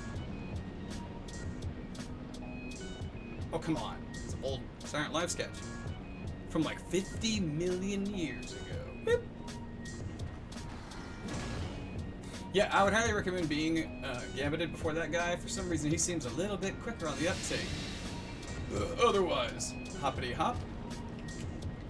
Here's where we'd rest. Okay, so the duo. Alright. Explaining in the moment. We'll do our best. But first, we want to make a save in the boss arena. You don't need to gambit here. I'd recommend it initially. It's just check it out. We are not gambited. Watch how he's going. We're crouched. See how you can kind of sneak right past his peripheral? You don't need to. But for practice purposes, I'd recommend it. And also, don't stop or slow down right there. Right where we just ran over, if you were to pause and be like, I wonder if, you would hear shing, and then you might be dead. Depending, if you're doing a no-hit run, you probably have no health, and you might be dead instantaneously. Just saying.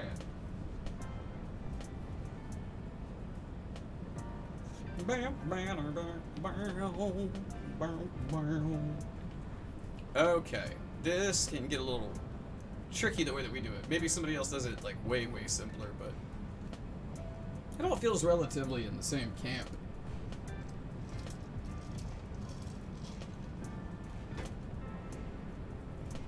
Okay, so we're gonna do a few things. We're gonna play around with.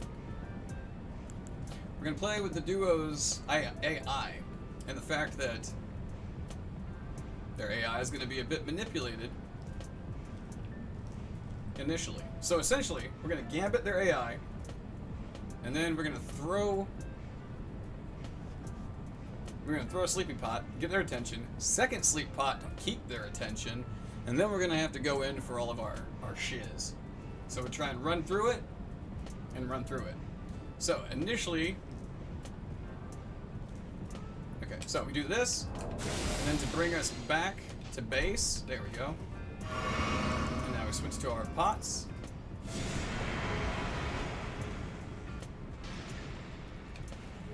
Another one, and then we'll go ahead and pop our flask.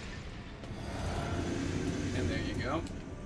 Put it back on Cerulean Tears, go ahead and level it up, and then Vow. And then Flame. Cragblade. And then drink your flask again. Okay, so 3 R2s, 3 charged R2s. Stagger. Get some stamina back. And there you go. That was just the extra hit. You can hit them while they're dying So charge 1, 2, 3. Get the next one. All right, then you're gonna one hand flame grant me strength. Two hand and get your pots out and start throwing them in the same spot. 2 and 3.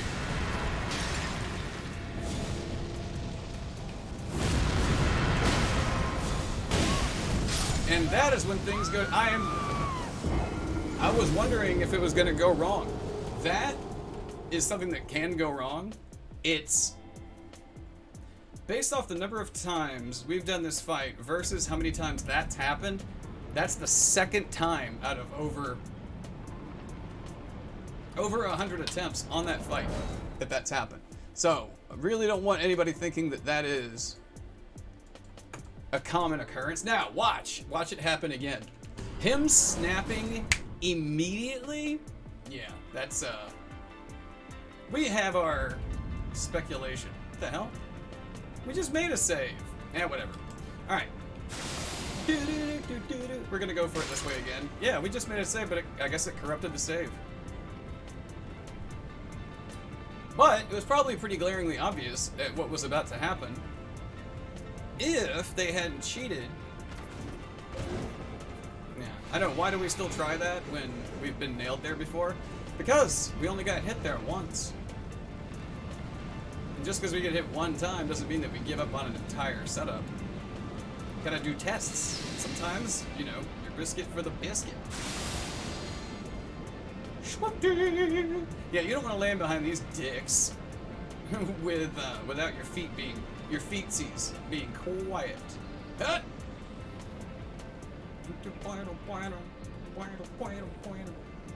Now it would be nice if because that was really the only thing that could go wrong in that fight is one of them snapping their partner in immediately, which I would say we should have anticipated, but it's such a tight window. Now, if you see them raise their hand up immediately and you're next to them, that's the tricky part. Because if you're next to them while you're, oh, well, you can get further away.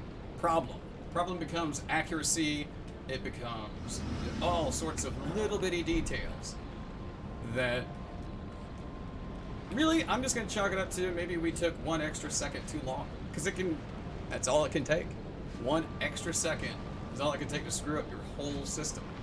Precision. That's what's so fun. Super precision. Schwipter. Mystique. The Mystique. Oh yeah, wait a minute, the hair! Wow, really didn't even put that together when we created her like months ago or a year ago. What's up, man? Okay, let's see. So, what was it we did again? Everything's good there. And we do that. We heal. Drop that. And then fling a pot. Harry Potter! Alright, good. We're gonna go ahead, vow. Remember, do not vow close to enemies, or you're gonna take the brunt of it from him. Oh, look at Fat Boy! In your junk. 1, 2, 3. 1, 2, 3. Awesome. Dude, you rarely ever get 3 hits on him like that. You guys probably could, though. 1, 2, 3, 4. Flame again. Swapping back to your sleepy pots while doing that. And just keep throwing them. Do not hesitate. And look at him going sleepy times. This is ideal. And so, uno, dos. Fuck off. That's a huge bitch!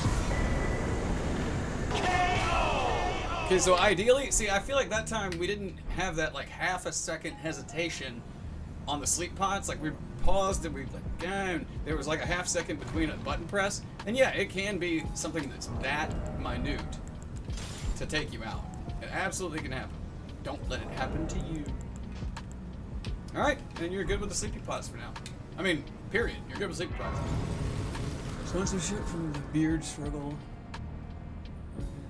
Fixed. I need to refresh my account with them by logging out and back into finalize everything. Oh man.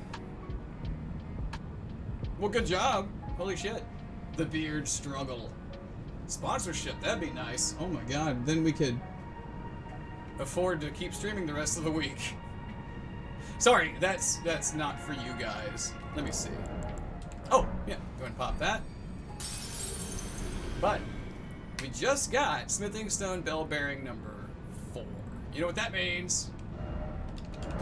We're going back to get us a max level weapon. But good for you, man. We don't.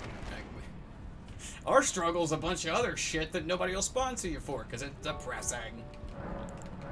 Boink. Okay, got that. So we only need 10. We already have 19, which means we've already gotten 2 of these. And then we only need 9 of these, and we're good. We're gonna go level it up, and then we're gonna level ourselves up. Good on ya. Coming up is one of our trickiest fights. Lay out your own. That's from soft code intention commission. Use it. Soft, I can't ever. Better than 10% codes usually. Well, actually, one of our problems. I know you'll understand. What's up, Hurt? I know you'll understand this problem.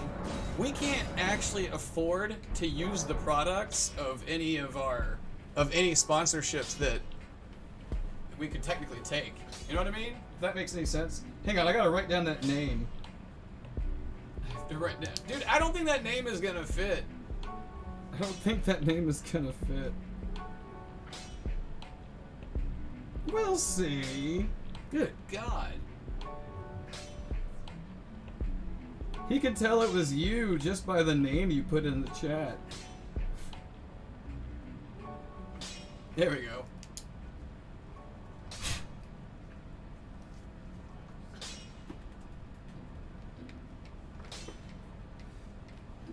Ew, gross. Ew, gross. Hang on, what are we doing? Oh, wait.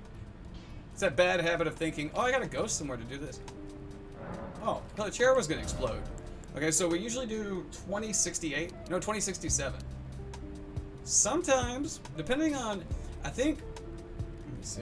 If you were to do Foulfoot on Draconic, Radahn, and then Fire Giant, you might actually get 2068 on this.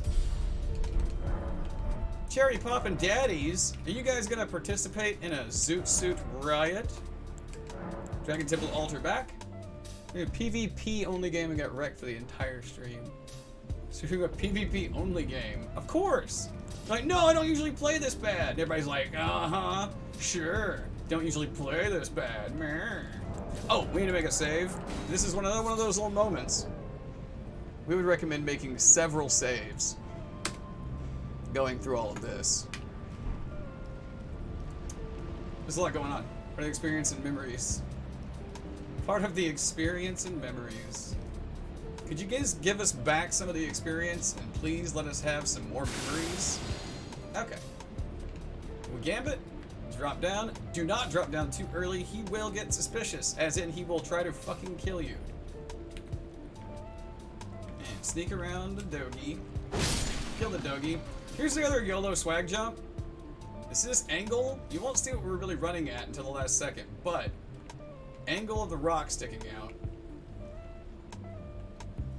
I know, it's scary as shit, right? Well, actually, it is as precise as it looks. That's really fucking scary.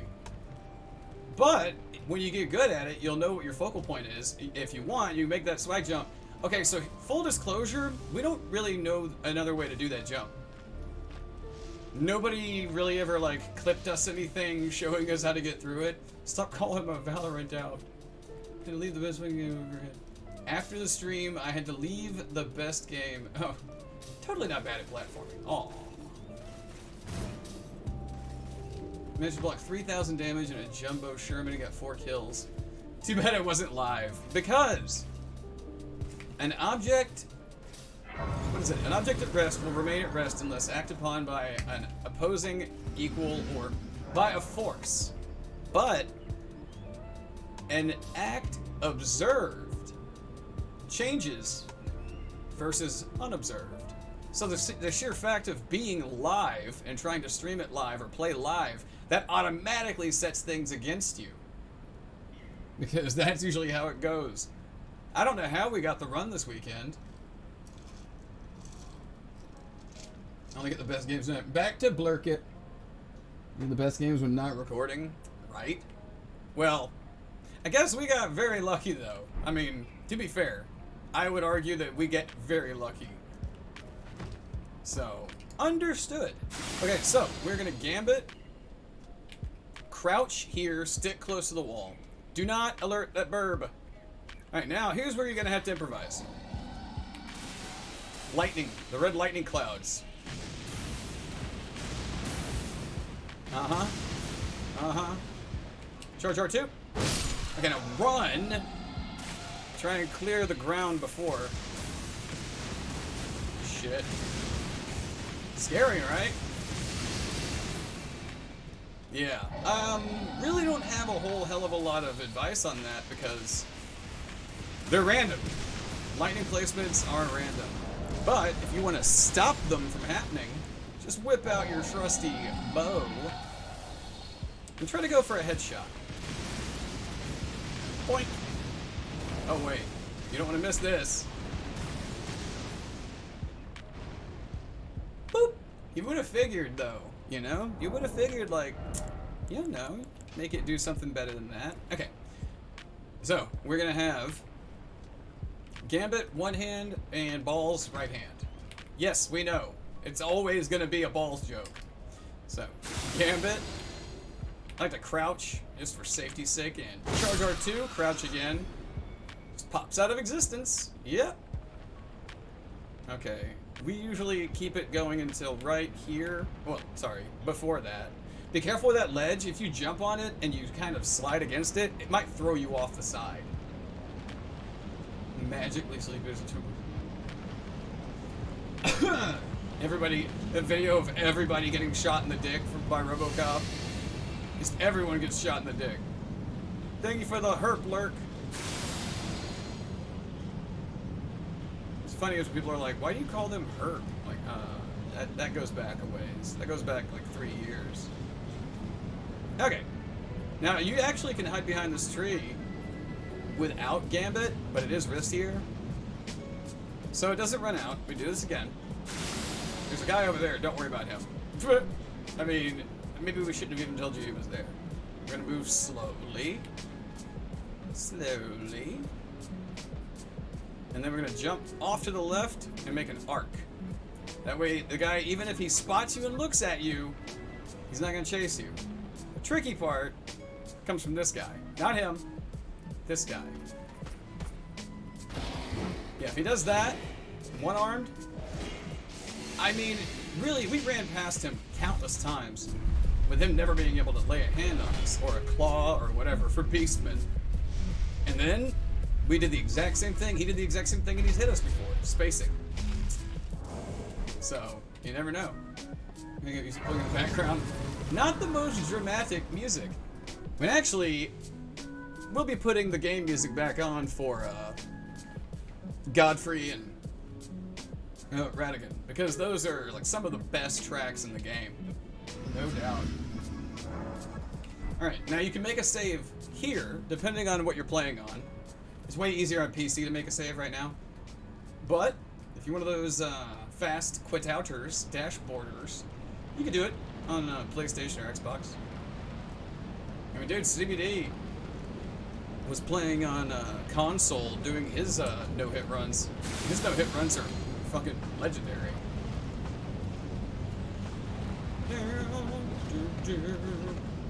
Alright, so once you're past him, he has got a hell of a patrol to run. He's gonna go all the way down there. So we can get rid of that.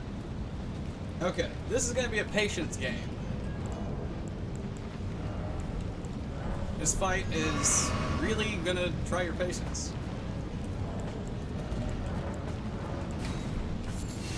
We have done it a lot of different ways. When it goes well, it goes well. Everything we're trying to do is hopefully intentional. And we'll admit, you guys all know, we will freely admit when we do some shit that was totally a fluke. So, we never take credit for anything we know we didn't earn. Keep an eye on him.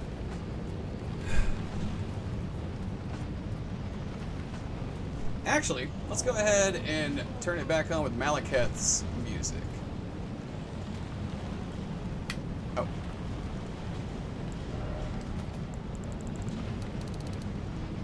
There we go. Okay. Same as same.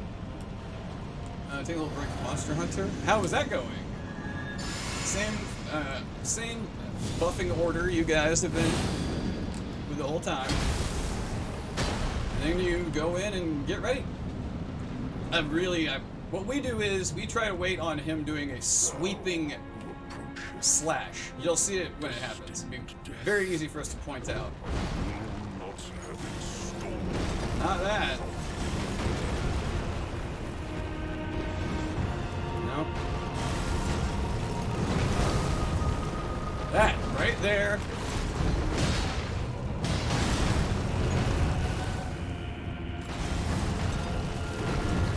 That. Whew.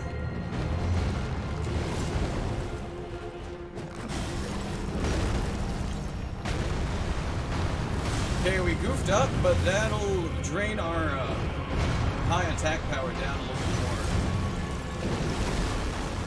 It's fine. The longer you stay in this fight, the crazier shit can get. And here we go.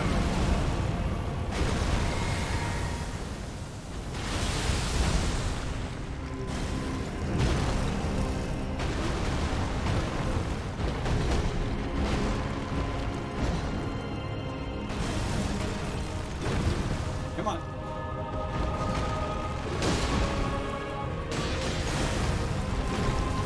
Really, it's a matter of your confidence levels and watching him.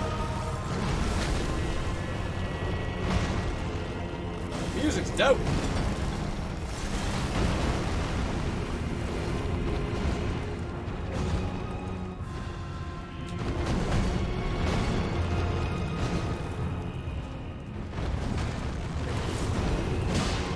Okay, let's see how this goes. Between the main stories of base game and DLC, and then do side stuff. God, we would love to be streaming every day and be able to have like a Monster Hunter Monday or something. Okay, phase 2, we're gonna see how this goes. Backstep. Roll into it, charge R2. Charge R2. Run around the side. Charge R2 to the face. Bam! There you go, guys. That's how we want it to go. We're trying... Okay, so during the fight, we're keeping a very close eye on his health in phase 1. We do not want to accidentally knock him down into phase 2 without being able to drop him below 50%. Even if it's just a little bit below 50%. We want him down there. So that we're using charged R2s.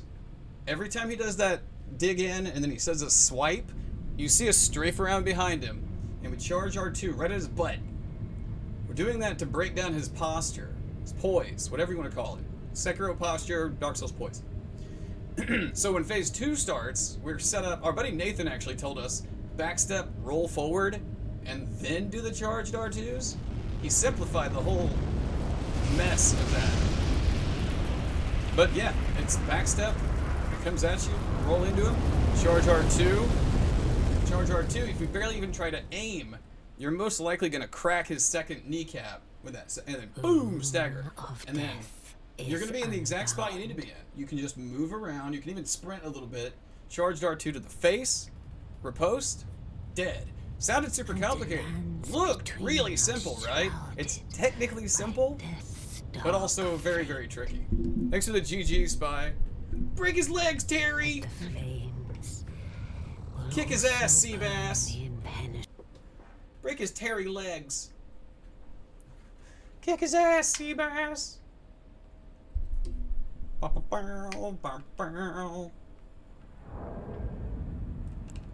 we're gonna turn. Gideon doesn't have good music. Gideon can suck a fart right out of my butt. What? We say that. Watch Gideon Shrek our ass. Oh, we're gonna put our music back on. My bad. Why don't you really know? No, not Stubbasy. Mr. Hilberwright. Nah. Hughes. There we go. Hughes. We should be able to get to 23 and 70 leveling this way. 23 stamina and 70. Yep. All right. Now, I mean, if you really wanted to, you could save back 5 points for strength, and you could put that, take it out of faith, put it into strength, or into stamina. Do it whichever way you want. All we said at the beginning was, we do it this way. We're gonna put them in 2 seconds. Hang on, which one? Not the break his legs, Terry. No. That'd be a pretty good one to have. That or kick his ass, Seabass. Who's the dead man that hit me with the salt shaker?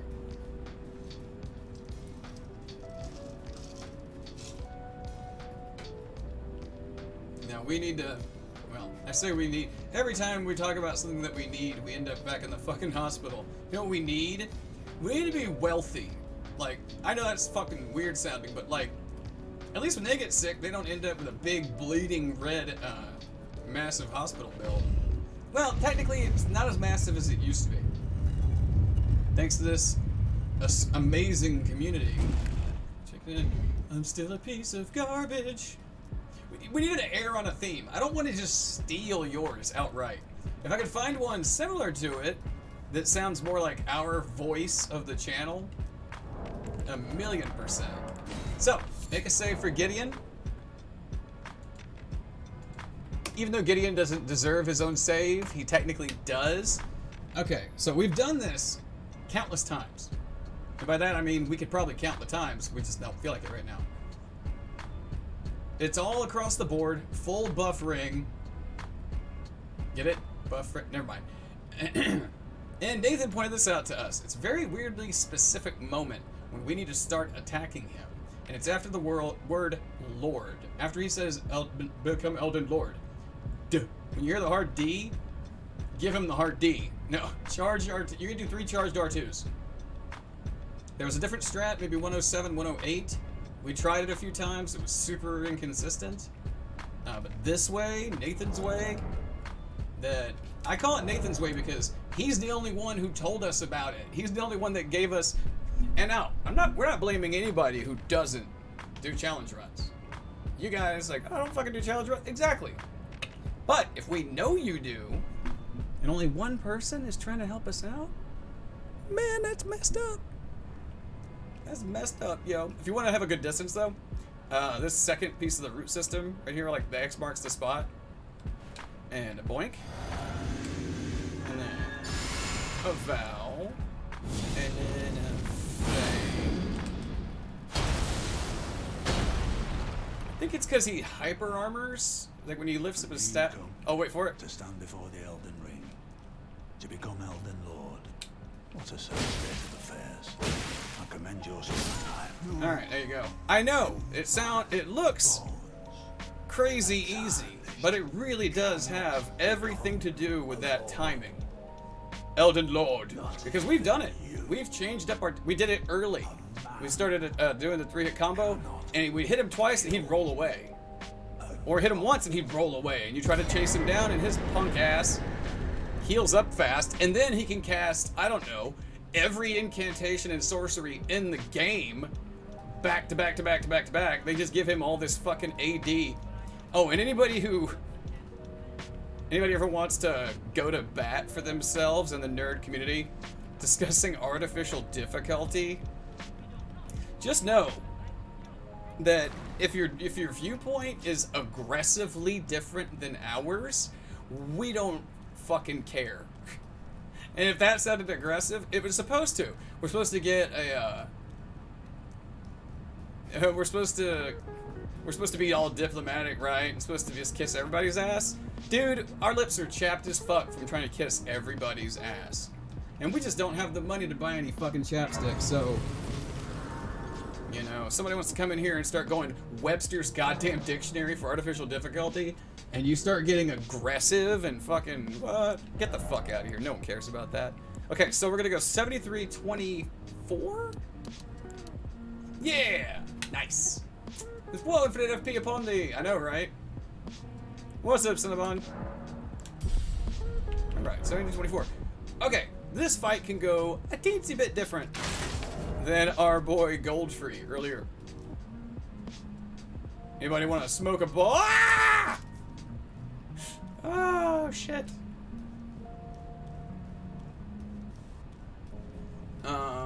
That was fantastic. Maybe someday when we get our stupid ass bills caught up again.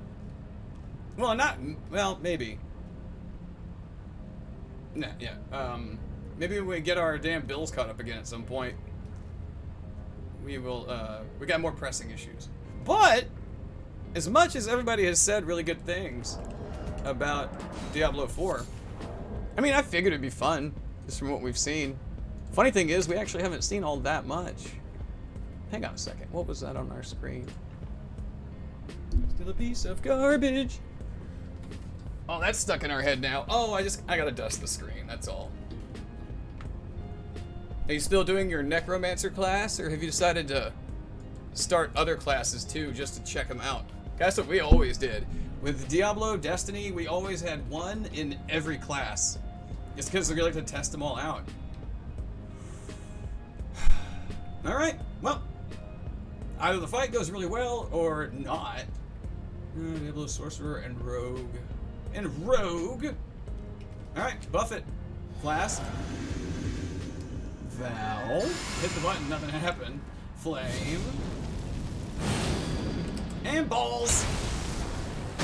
Alright, let's see how first attempt goes. Shit, we forgot to turn on Gideon's music. Hey, no, this music's great. It's totally worth it. Okay, save state.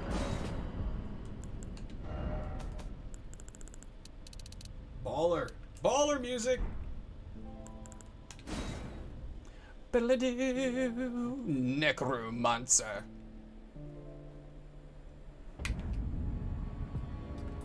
Okay, cool. I want to make sure that when we get creamed over and over, gross. Get your head out of the gutter. Oh, also, it's not going to have the same impact if we still have lo-fi hip-hop jauntily bouncing around in the background. Okay. Da-da-da. Do-do-do-do. Do-do-do-do. Blast. And Val. And the flame. Alright, Spy. Well, good to see you, man. And thanks for hanging out. Despite being exhausted. Despite you being exhausted.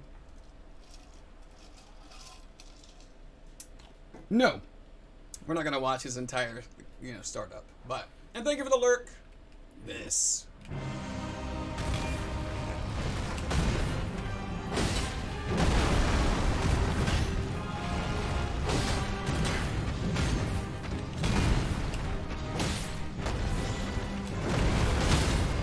Oh, perfect. Charge it. Bam!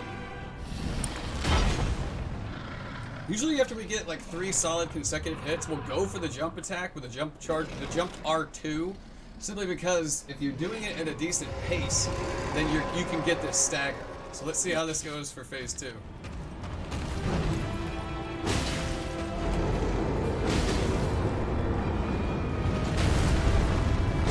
Good night, sweet prince. Thank you.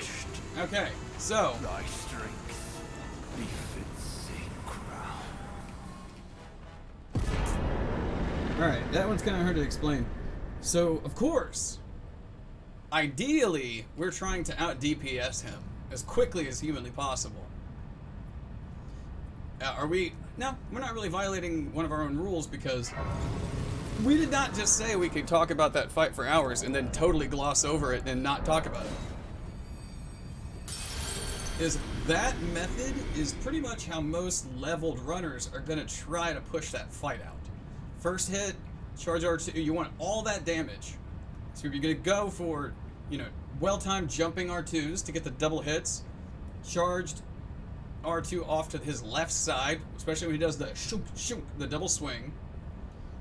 But mainly it's, and this is a very, I can't just tell you the timing. It's definitely one of those things you gotta go hands-on with. When it comes to him jumping to the side and then stomping the stalagmites out, really just saying, you know, work with it and work with yourself. And you'll get it. You'll get it. If you saw how simple that fight went, like, if we made that fight look like it was nothing, then you know that you can fucking do it. You can absolutely do it. 1,000,000%. Million percento. Percento. Alright, this is technically our last encounter. Yeah, let's see how this goes. Let's see how this goes. Wait a minute, is it G.I. Joe? How this goes. Do. Shut up. Okay, now, for this encounter, it's a little different. You're gonna go Flask, Turtleneck, Vow, Flame, Cragblade, and Chug. And important, Chug before you go in. Remember, 2 R2 charged R2s, followed by a jumping R2, and then 2 more charged R2s. It's very simple sounding, yes, but not freaking out while doing it, that's the tricky part.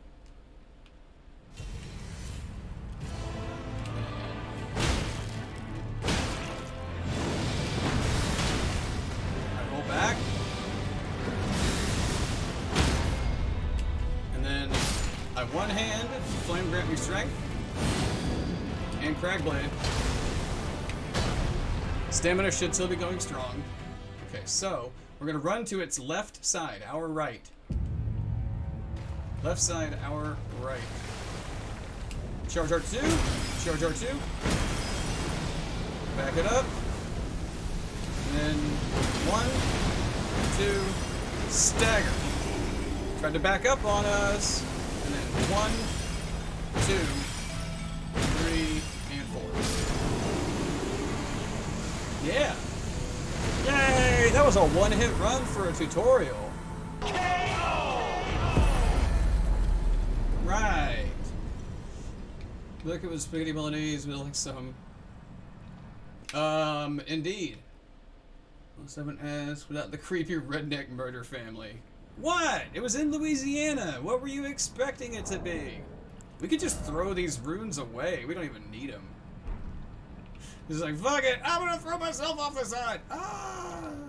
No, if you want, and here's the kicker of the entire thing. Don't get, thanks for the GG, don't get so caught up in having killed the final boss that you don't do this. Because you want credits to roll. That's kind of, especially if this is your first no-hit that you're submitting to Team Hitless, they're gonna actually, well, they say they'll watch it. I hope they do. Because how fucked up would that be if they didn't watch it? At least your first one.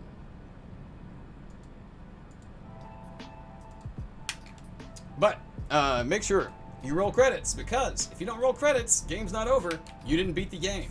That is how it goes. I mean, relatively fair, you know. Don't roll credits, not the end.